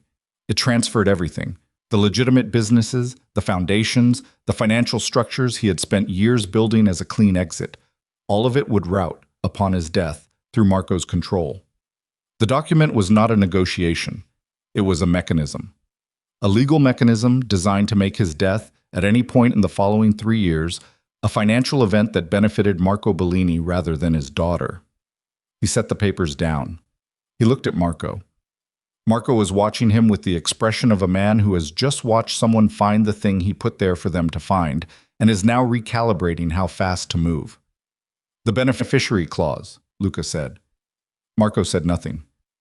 This doesn't protect my daughter, Luca said. This is written so that my death is useful to you for the next 3 years. Marco's jaw moved slightly. The clause is standard. Don't. His voice came out flat and absolute. Don't insult my intelligence at this specific moment. You have had 19 years to observe the precise limits of my patience. You know where they are. A silence. You are never going to let me walk out of this, Luca said.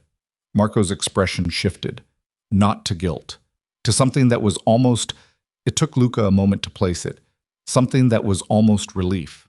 The relief of a man who has been performing a version of this conversation and is now being permitted to stop performing. The Carusos need the Moretti name gone, Marco said quietly. Not just the operations, the name, the identity.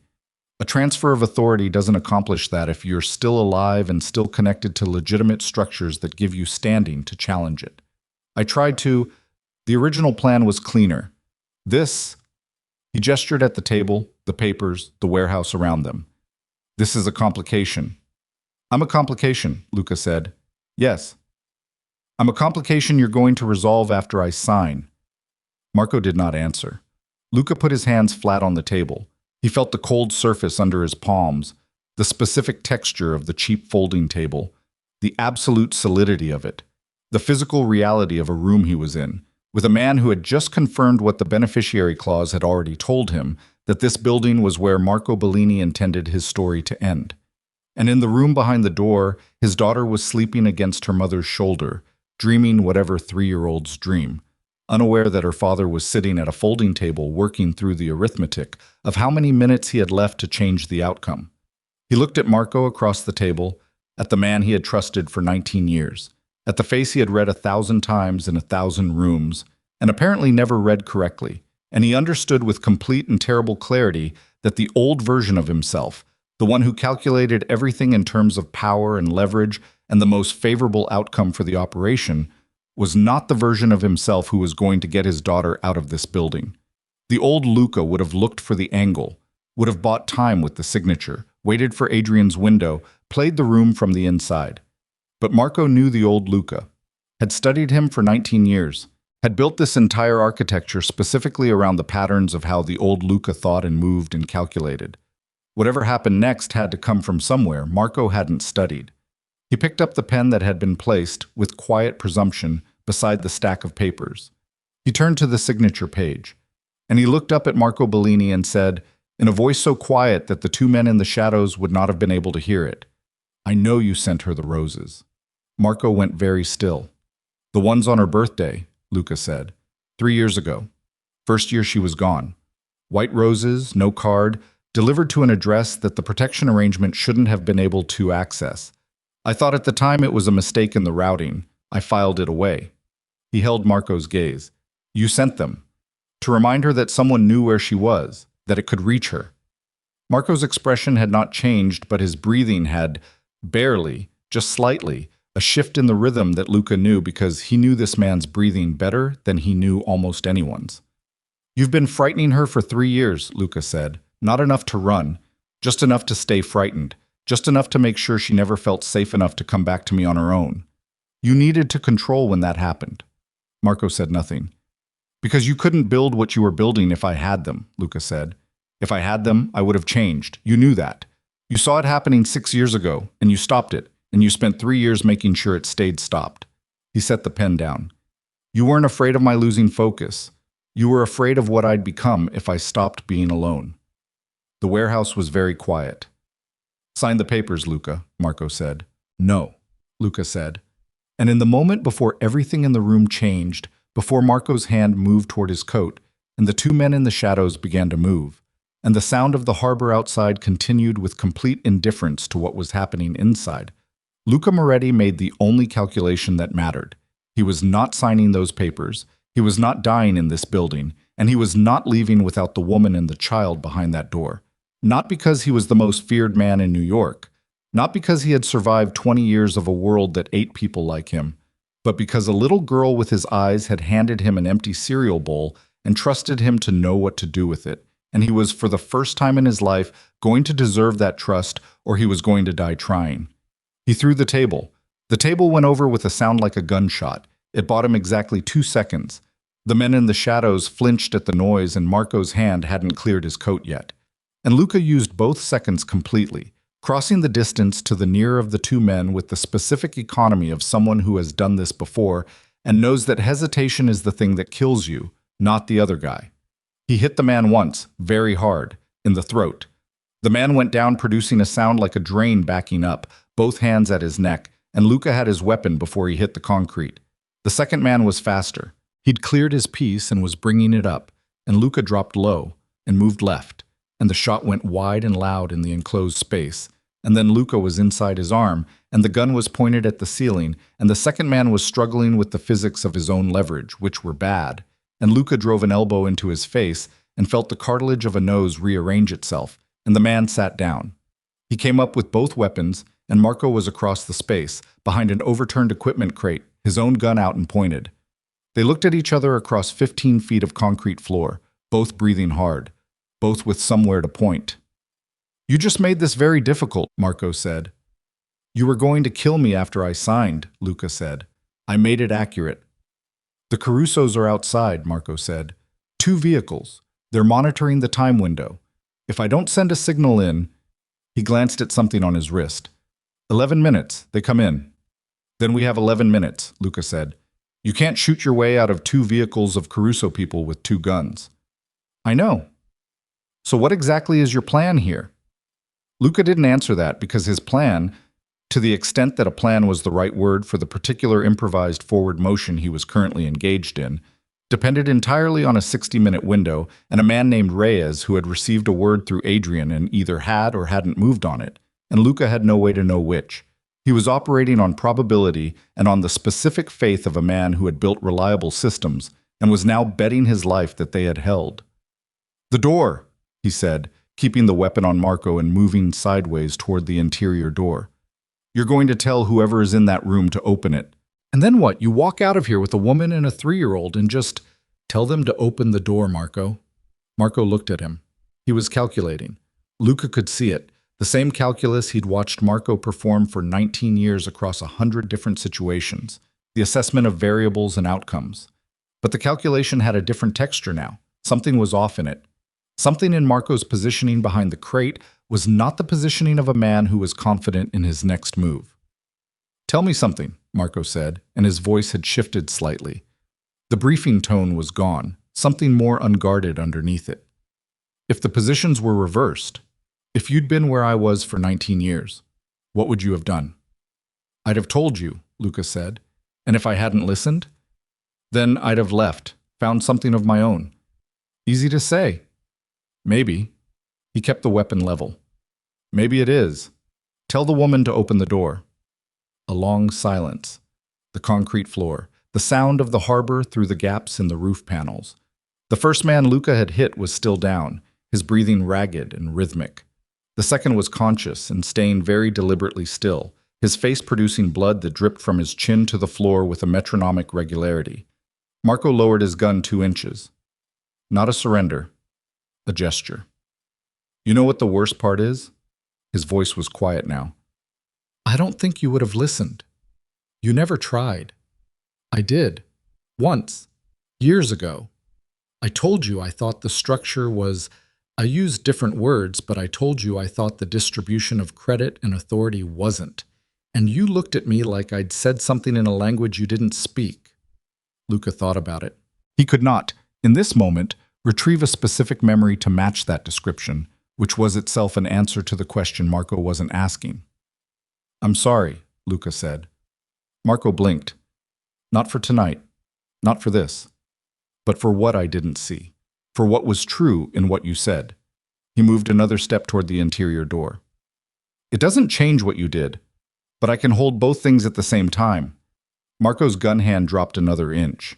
From somewhere outside, muffled by distance and the building's walls, but unmistakable to anyone who knew the specific acoustic signature, the sound of vehicles. Not arriving. Moving. The particular sound of an organized approach.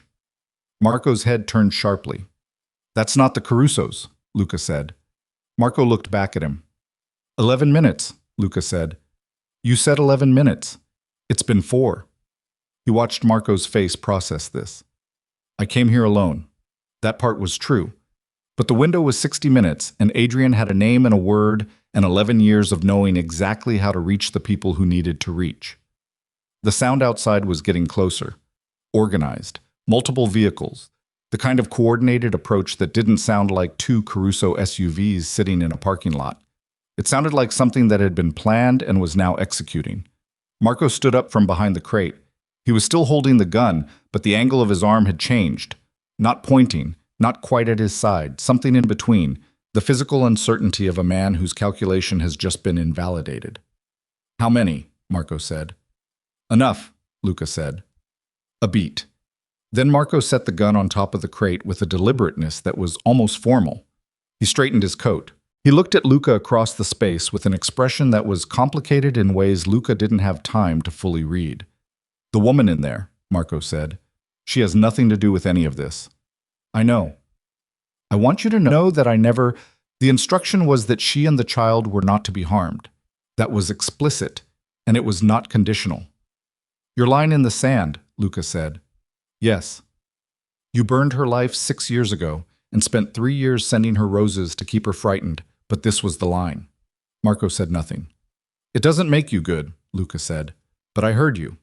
He moved to the interior door and knocked.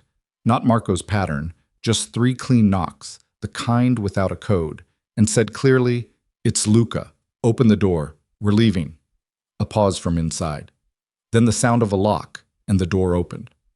The woman who'd been guarding them appeared first, her hands visible and her expression recalibrated into the neutral professionalism of someone who has just watched the situation change ownership and is updating her posture accordingly. She stepped back.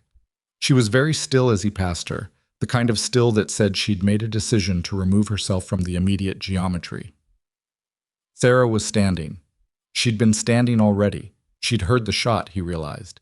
She'd heard the crash of the table and the shot, and she had stood up and positioned herself between Lily and the door and was holding Lily against her chest with both arms.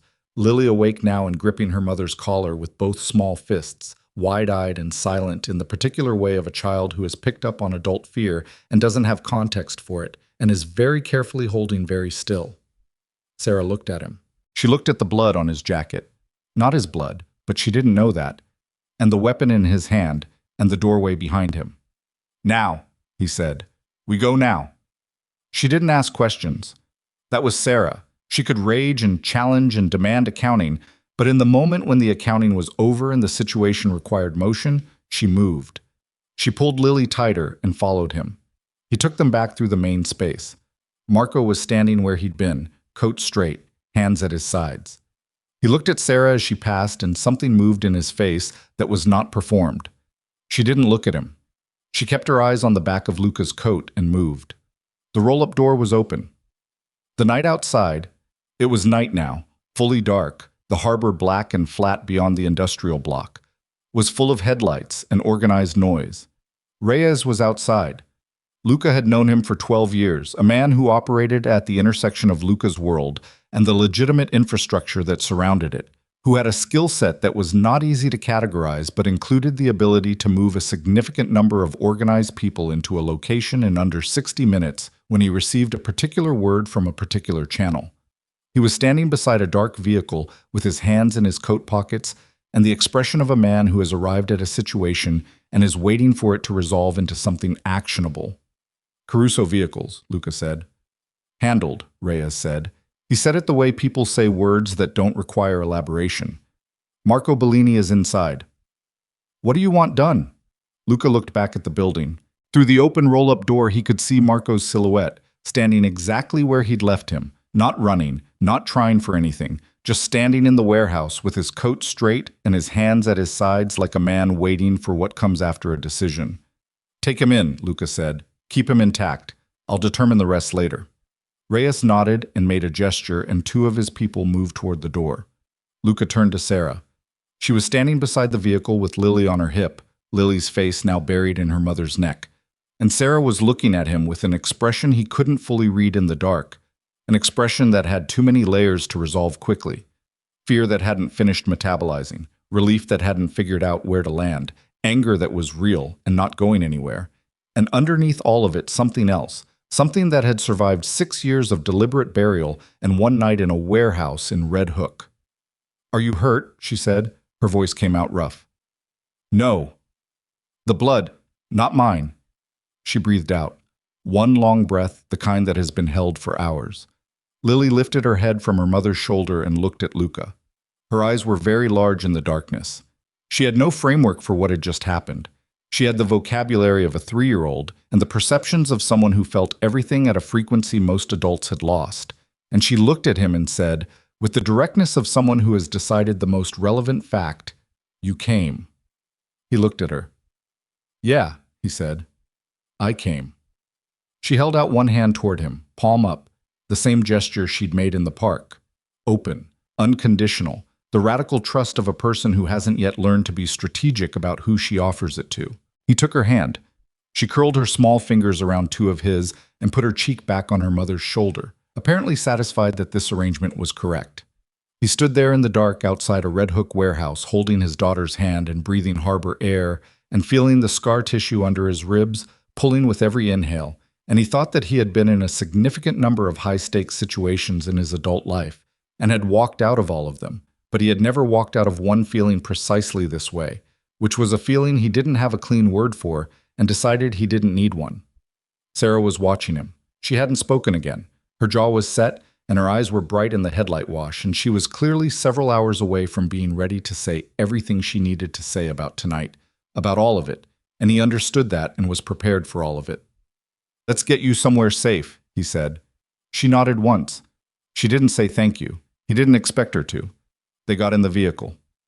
The safe house was in Carroll Gardens, a brownstone that appeared in no documentation connected to his name, that he had maintained for 7 years against exactly the category of necessity that had just arrived.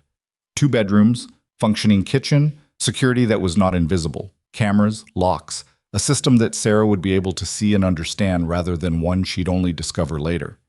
He had decided this in the vehicle. No more invisible infrastructure. Whatever she was willing to accept, she would accept with full knowledge of what it was. She put Lily down in the back bedroom with a quiet efficiency that involved a stuffed rabbit she'd produced from her bag. Not Mr. Ears, a backup. Apparently Sarah had contingency plans for the contingency plans of a 3-year-old's emotional support system. And a low singing that was barely above a murmur, a song he didn't recognize. He stood in the hallway and didn't listen, and also heard every word. When she came out and pulled the door mostly closed, she turned and looked at him where he was leaning against the hallway wall, and for a moment they simply occupied the silence. "She'll sleep," Sarah said quietly. "Okay." "She doesn't know what happened. I said it was a surprise trip. She thought it was an adventure." "That was smart." "It was a lie." "A necessary one." "Yes." She moved past him toward the kitchen, and he followed, and she stood at the counter and looked at it without seeing it, and he sat down at the kitchen table because his legs had decided that the evening's expenditure of adrenaline was now presenting its invoice. She turned around. She looked at him sitting at the table. "Who were they?" she said. "The man who had you." "His name is Marco Bellini. He was my closest advisor for 19 years. He's been working against me for 4. And the other people, the ones outside. Mine. People I trust." "The way you trusted Marco." "Differently. Longer and differently." He held her gaze. "I know that's not a complete answer." "No, it's not." She leaned against the counter. "What happens now, to him?" "I'm still deciding." "Is he going to come after us again?" "No, the people he was working with, the Carusos, they've been contained tonight. Without their backing and without operational authority, Marco has nothing to threaten us with. The leverage is gone." She absorbed this. "And you? Are you going to be safe?" "I'm going to work on that," he said carefully. "That's not an answer either." "No," he said. "It's not." He looked at his hands on the table. "I'm going to tell you the truth about something. The document he wanted me to sign tonight was structured so that my death would benefit him financially for the next 3 years. He was not planning to let me walk out. This conversation, all of it, was to buy time for something that was already decided." She was very still. "I'm telling you because you deserve to know what tonight actually was. And because if I'm going to ask you to let me be in your lives, in Lily's life, you need to have the accurate version of what you're dealing with. She looked at him for a long time. You could have told me that in the car. Yes. Why didn't you? Because you were holding Lily and she was almost asleep, and the accurate version of what you're dealing with felt like something that could wait 20 minutes. Something moved in Sarah's face. You made a parenting decision, she said. Yes, I suppose I did. The silence that followed was different from the previous ones. Not lighter exactly, but textured differently. Something in it had shifted slightly, the way a room shifts when a window is opened. He sent me flowers, said. Every year. White roses, no card. I thought someone had the wrong address, or it was a mistake. And then the third year I started to think maybe it was someone watching me, and I moved the following month. She looked at him. That was him. Yes. Making sure I stayed frightened, stayed away from you. Yes. She turned back to the counter and gripped the edge of it and stood with her back to him for a moment. Her shoulders moved with one deliberate breath. Luca, she said without turning around. Yes. I need you to understand something. Okay. She turned around. Her eyes were dry. She was not crying. She was too exhausted and too hollowed out for crying. She was in the place that comes after the crisis, where the body has run out of acute responses and is simply present. I am so angry at you for 6 years of decisions you made for both of us, for the years that Lily didn't have, for the fact that she spent 3 years asking me where her father was, and drawing pictures of a man she'd never met because she needed him to exist somewhere, even if it was only on paper. Her voice was controlled and precise, and it cost her something. I am not going to stop being angry about that on the basis of tonight. Tonight doesn't cancel 6 years. I know, he said. And I am not making any decisions about us, about what this looks like, about anything beyond the next 24 hours. My daughter is asleep in the back room and we're in a safe house, and that is the extent of my planning horizon right now. That's fair. But, she stopped, pressed her lips together, started again. But you came, tonight. You came into that building knowing it was a trap and she stopped again. She's going to remember tonight as the night of the surprise adventure, and I'm going to remember it as the night I watched you walk in somewhere to get us out, and I didn't know if you were going to come back through that door. Her voice dropped. I need you to know that I noticed that. I'm not ready to know what to do with it, but I noticed. He looked at her across the kitchen. Okay, he said quietly. She nodded once. She turned and filled a glass from the tap and drank it down and set the glass on the counter. She straightened up. You should have someone look at that, she said, gesturing at his jacket. It's not my blood. I know, you said. Look at it anyway. She walked past him toward the back bedroom, paused in the doorway, didn't turn around. There's a couch, she said, in the front room, if you're staying. I'm staying, he said. She went into the bedroom and pulled the door to. He sat at the kitchen table in the Carroll Gardens safe house and listened to the buildings settle around him and thought about 19 years of a man standing in his shadow and the specific architecture of resentment that duration could build. And he thought about a document designed to make his death profitable. And he thought about the sound of a child's voice in a dark parking lot saying, You came like it was the only variable that had ever mattered. His phone buzzed. Adrian. Marco secured. Caruso's people are talking. 3 of Reyes's are down but stable. You okay? He typed back, yes, stay on it. I'll be in contact at 0600. He put the phone on the table. He looked at the kitchen ceiling, white, blank, the same indifferent surface he'd stared at in the recovery room 6 weeks ago, and thought about what he'd told himself that morning, when the world had looked like a series of clocks running out. He thought about Lily's hand around his fingers, the small, specific weight of it. He thought about the empty room on the 3rd floor of the townhouse, the bare walls and the wood floor, and the afternoon light through the uncovered window. He pulled out his phone again. He searched. Child's bedroom furniture, New York delivery. He looked at the results for a long time. Then he put the phone away and leaned his head back against the kitchen chair and let his eyes close. He didn't sleep. But for the first time in longer than he could accurately calculate, the ceiling above him was not a blank surface he was staring at alone. And in the back room, very faintly, through the almost closed door, He could hear the soft, unguarded breathing of a child who had fallen asleep in a strange place with the complete confidence of someone who had decided the people around her were worth trusting. He sat with that sound and did not move. His phone buzzed again. A number he didn't recognize. Not a number from any directory he maintained, not a contact, not a routing he could immediately trace. He picked it up with the reflex of a man who had learned that unknown numbers in his world rarely meant nothing. The text was 4 words. "This isn't over, Luca." He stared at it. He looked toward the back bedroom door, at the thin line of light visible at the bottom of it, at the evidence of the 2 people sleeping on the other side of it. He typed back, "I know." He set the phone face down on the table. He breathed in through his nose and out through his mouth, and felt the scar tissue pull and held the physical reality of that. The proof that he had survived something, that the body was still here, still working, still making its argument for continuance. And he made himself sit with the thing he hadn't let himself fully feel yet, which was that the number could be Caruso directly, could be a piece of tonight's situation that hadn't been fully contained, could be the beginning of a next chapter. He hadn't finished reading the last one before encountering. He picked the phone back up. He typed a message to Reyes. "Unknown number contacted me. Tracing attached. Priority." He sent it with the number appended.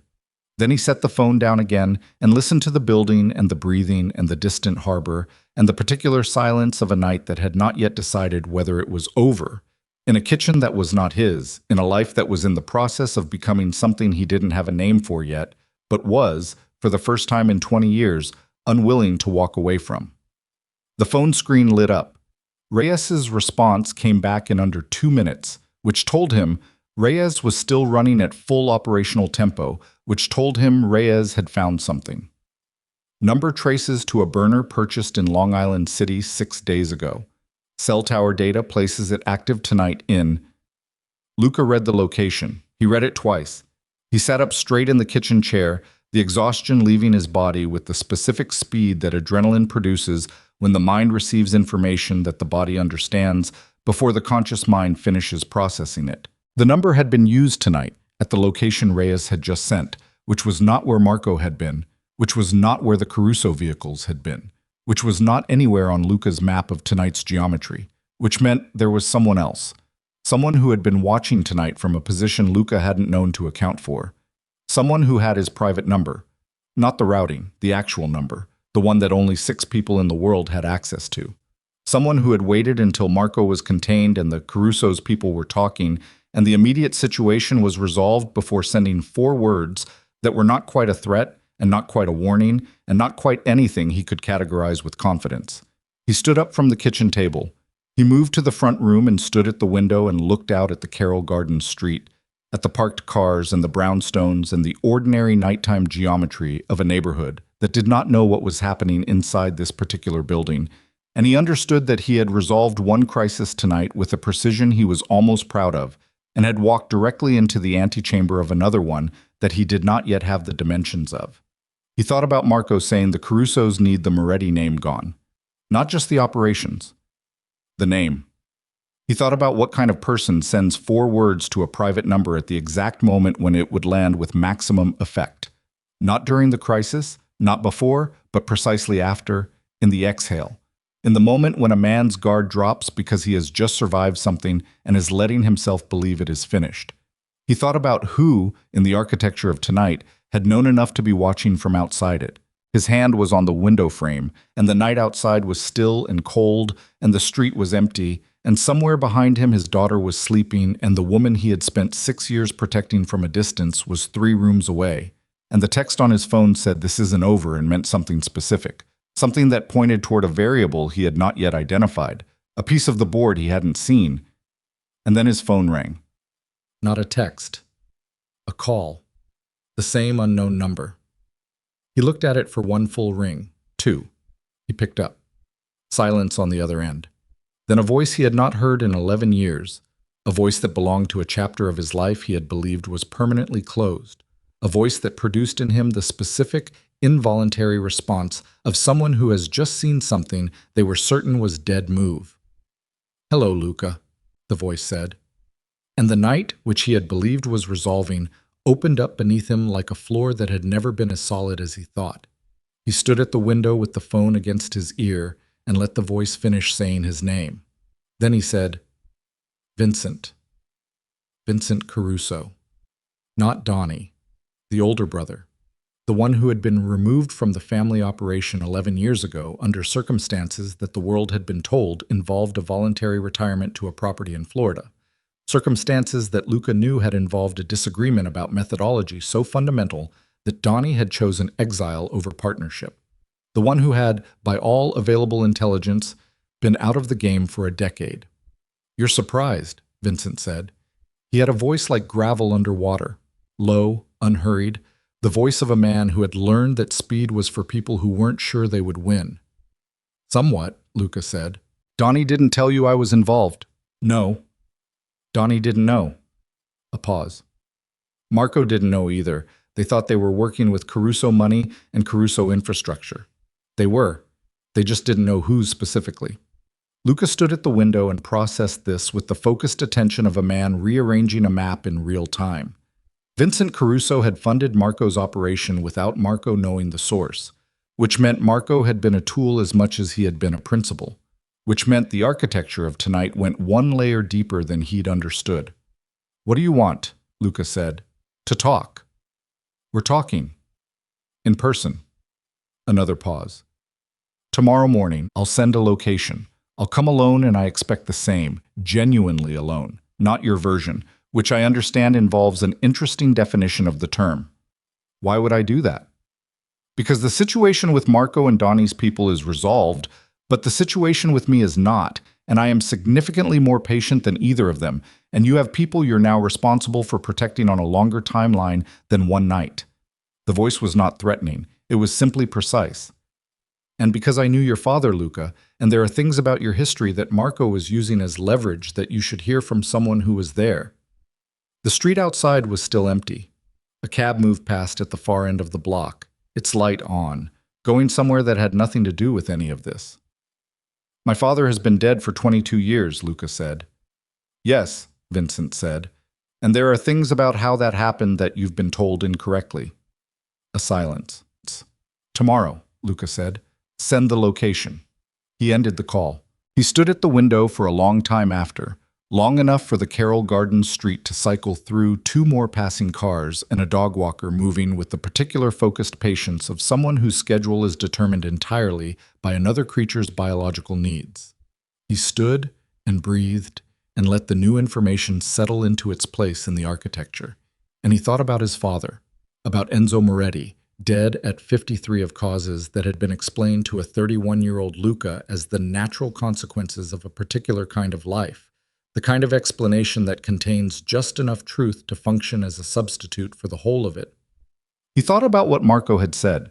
I covered for you during the years when the cardiac situation was affecting your judgment, and you didn't know it yet. Covered in what direction? Covered from whom? He went back to the kitchen and sat down and did not sleep. At 6 a.m. Sarah came out of the back room with the specific controlled quiet of someone moving through a space where a child is still sleeping. She was dressed. She'd found coffee in the kitchen cabinets. He'd had the safe house stocked on a standard rotation, the same way he maintained all his contingency infrastructure. And she started the machine without asking and stood waiting for it with her arms crossed and her back to him. He told her about Vincent Caruso. She listened without turning around until the coffee was done, then poured 2 cups and set one in front of him and sat across the table and looked at him with the eyes of someone who has had 4 hours of broken sleep in a strange place and has emerged from it with a clarity that rest might have softened. Your father, she said. Yes. And you believe him, that there's something to hear. I believe that he knows something. Whether what he tells me is accurate is a different question. But you're going. Yes. She wrapped both hands around her mug. And us. While you go to this meeting, what happens to us? You stay here. Reyes has people on the building, visible this time, not invisible. You know they're there and why. If anything feels wrong, you have a direct line to him that I'll program into your phone before I leave. He held her gaze. And I'll come back. That's not a promise I make casually.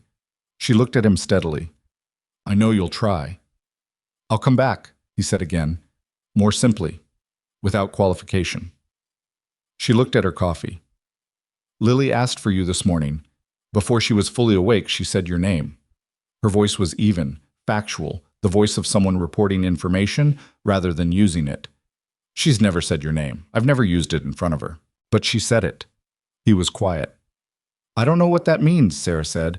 I'm not saying it means anything. I'm telling you. Okay, he said. She's going to need things from you that you don't know how to give yet. Consistency. Ordinary things. Tuesday afternoon things. Not just the nights when there's a crisis to walk into.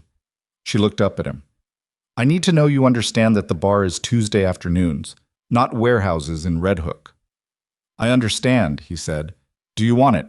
Not in the abstract, actually, specifically. Tuesday afternoons.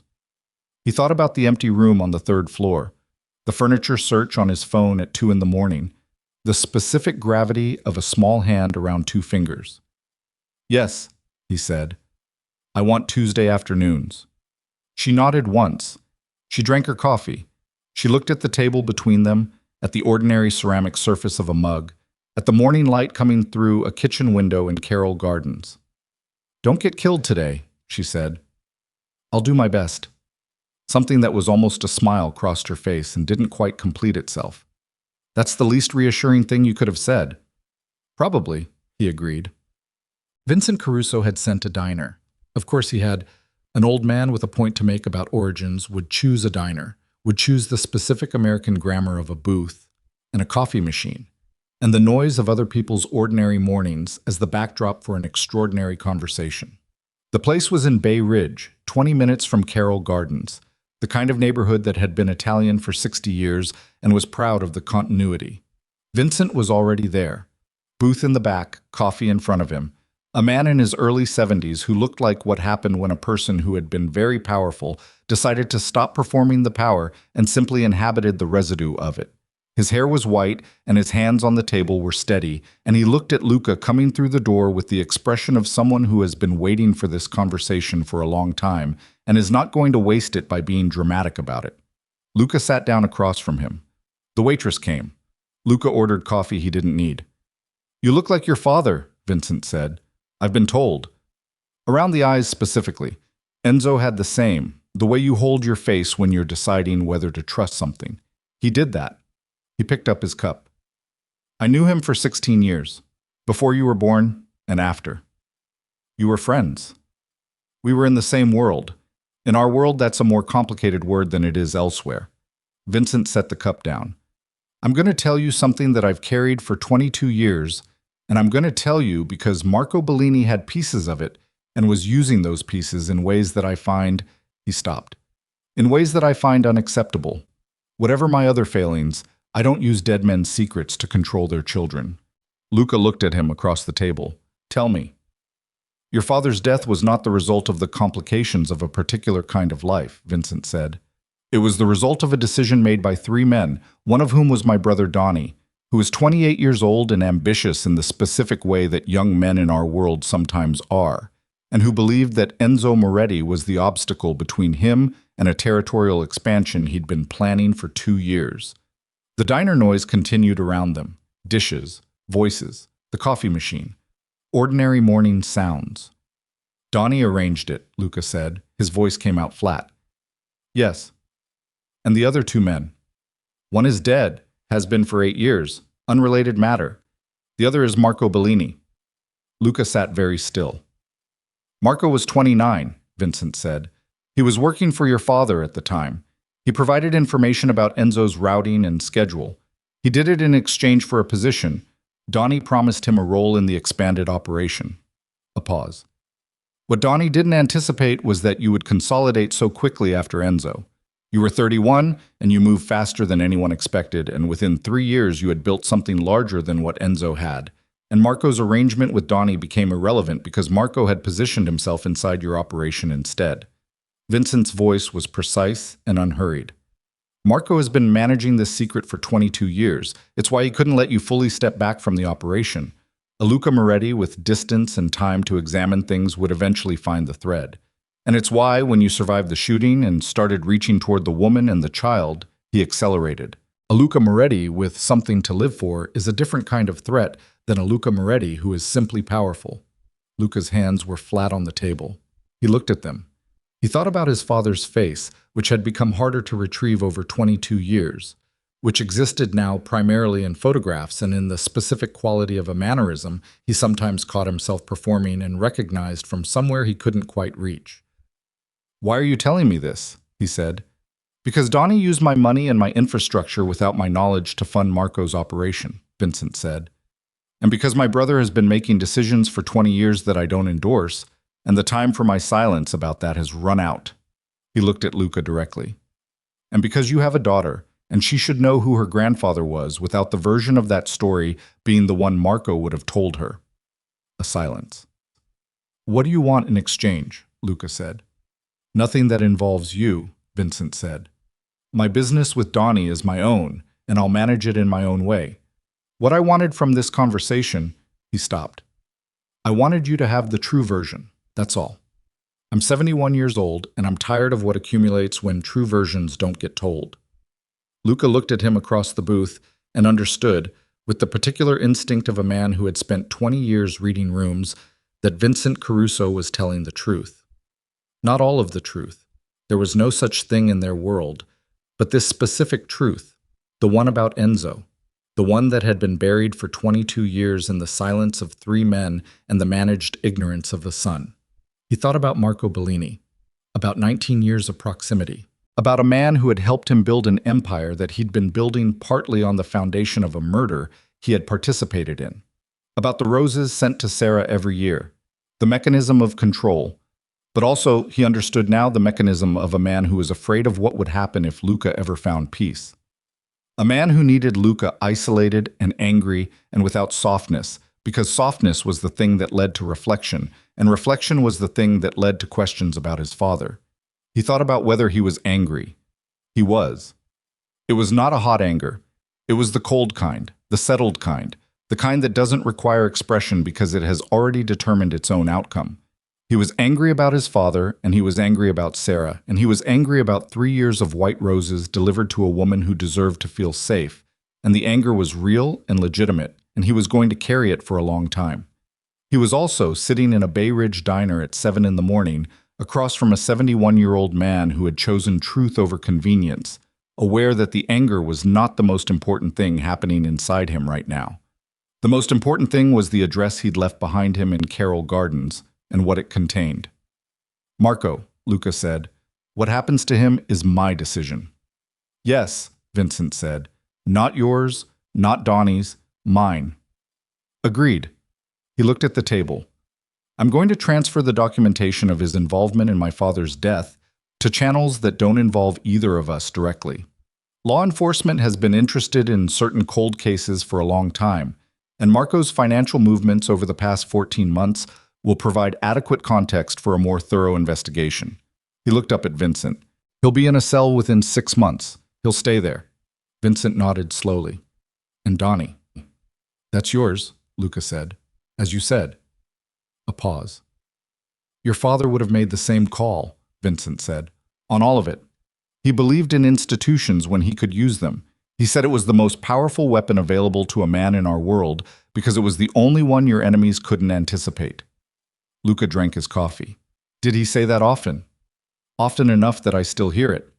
Vincent looked at him with something that was not quite sadness and not quite its opposite.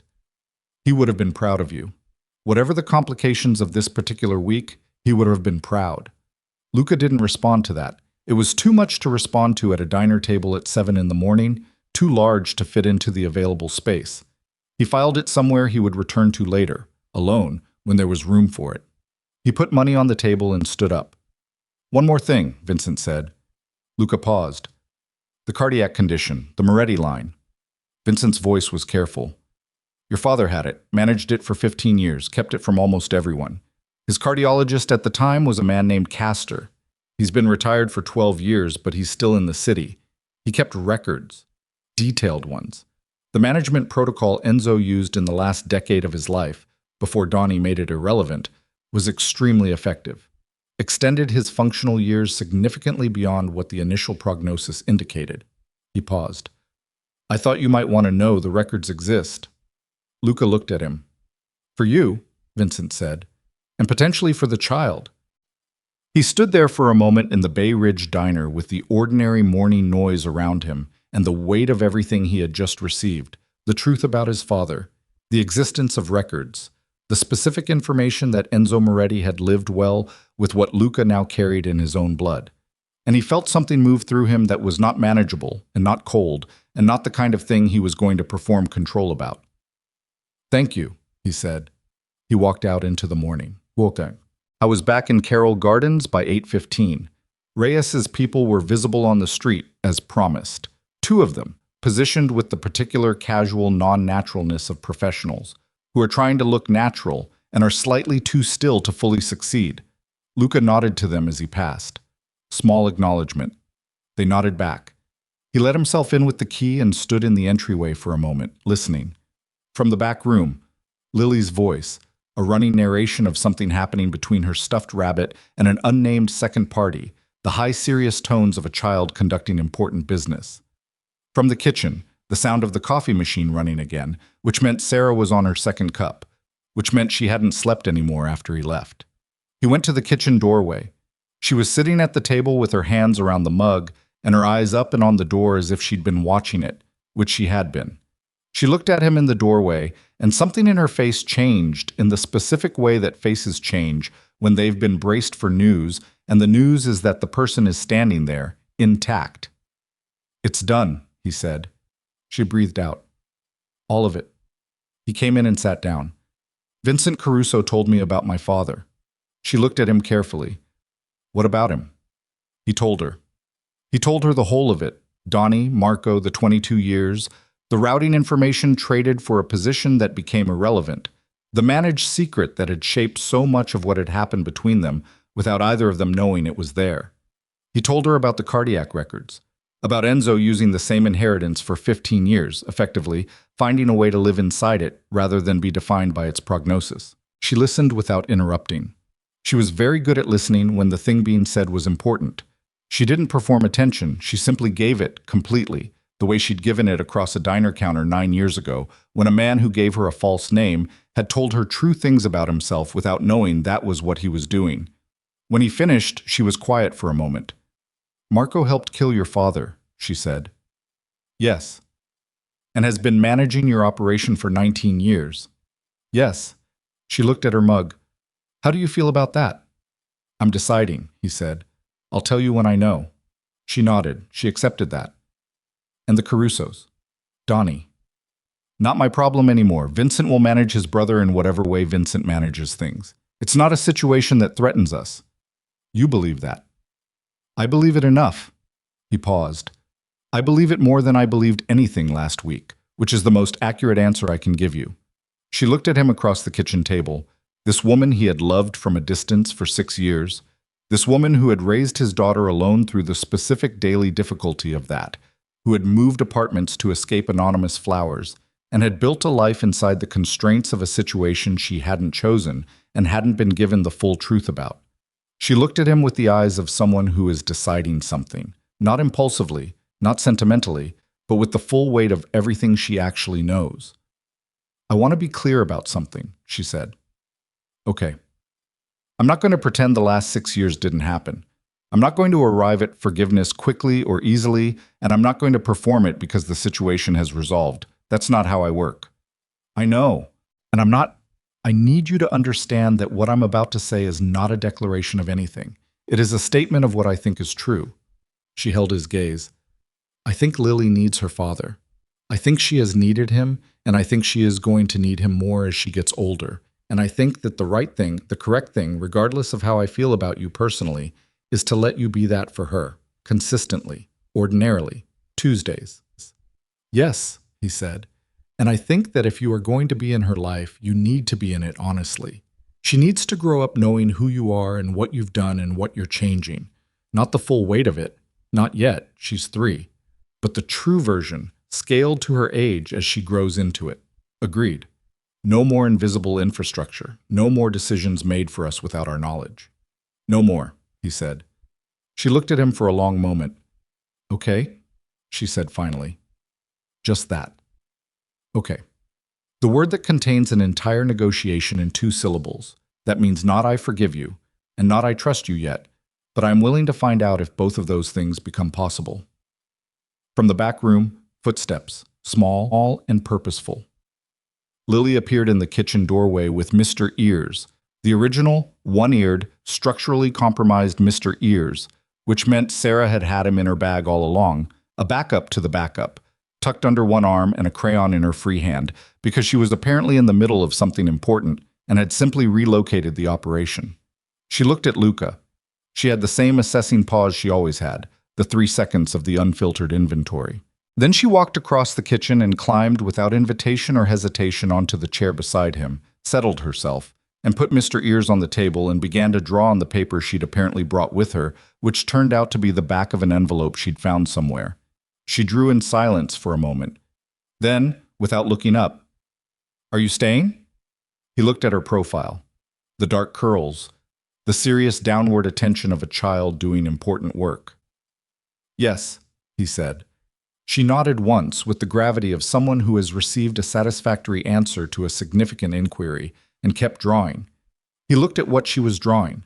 A house. Tall, slightly lopsided, with 3 figures in front of it. One tall, one medium, one small. The small one was holding the tall one's hand. He looked at Sarah across the table.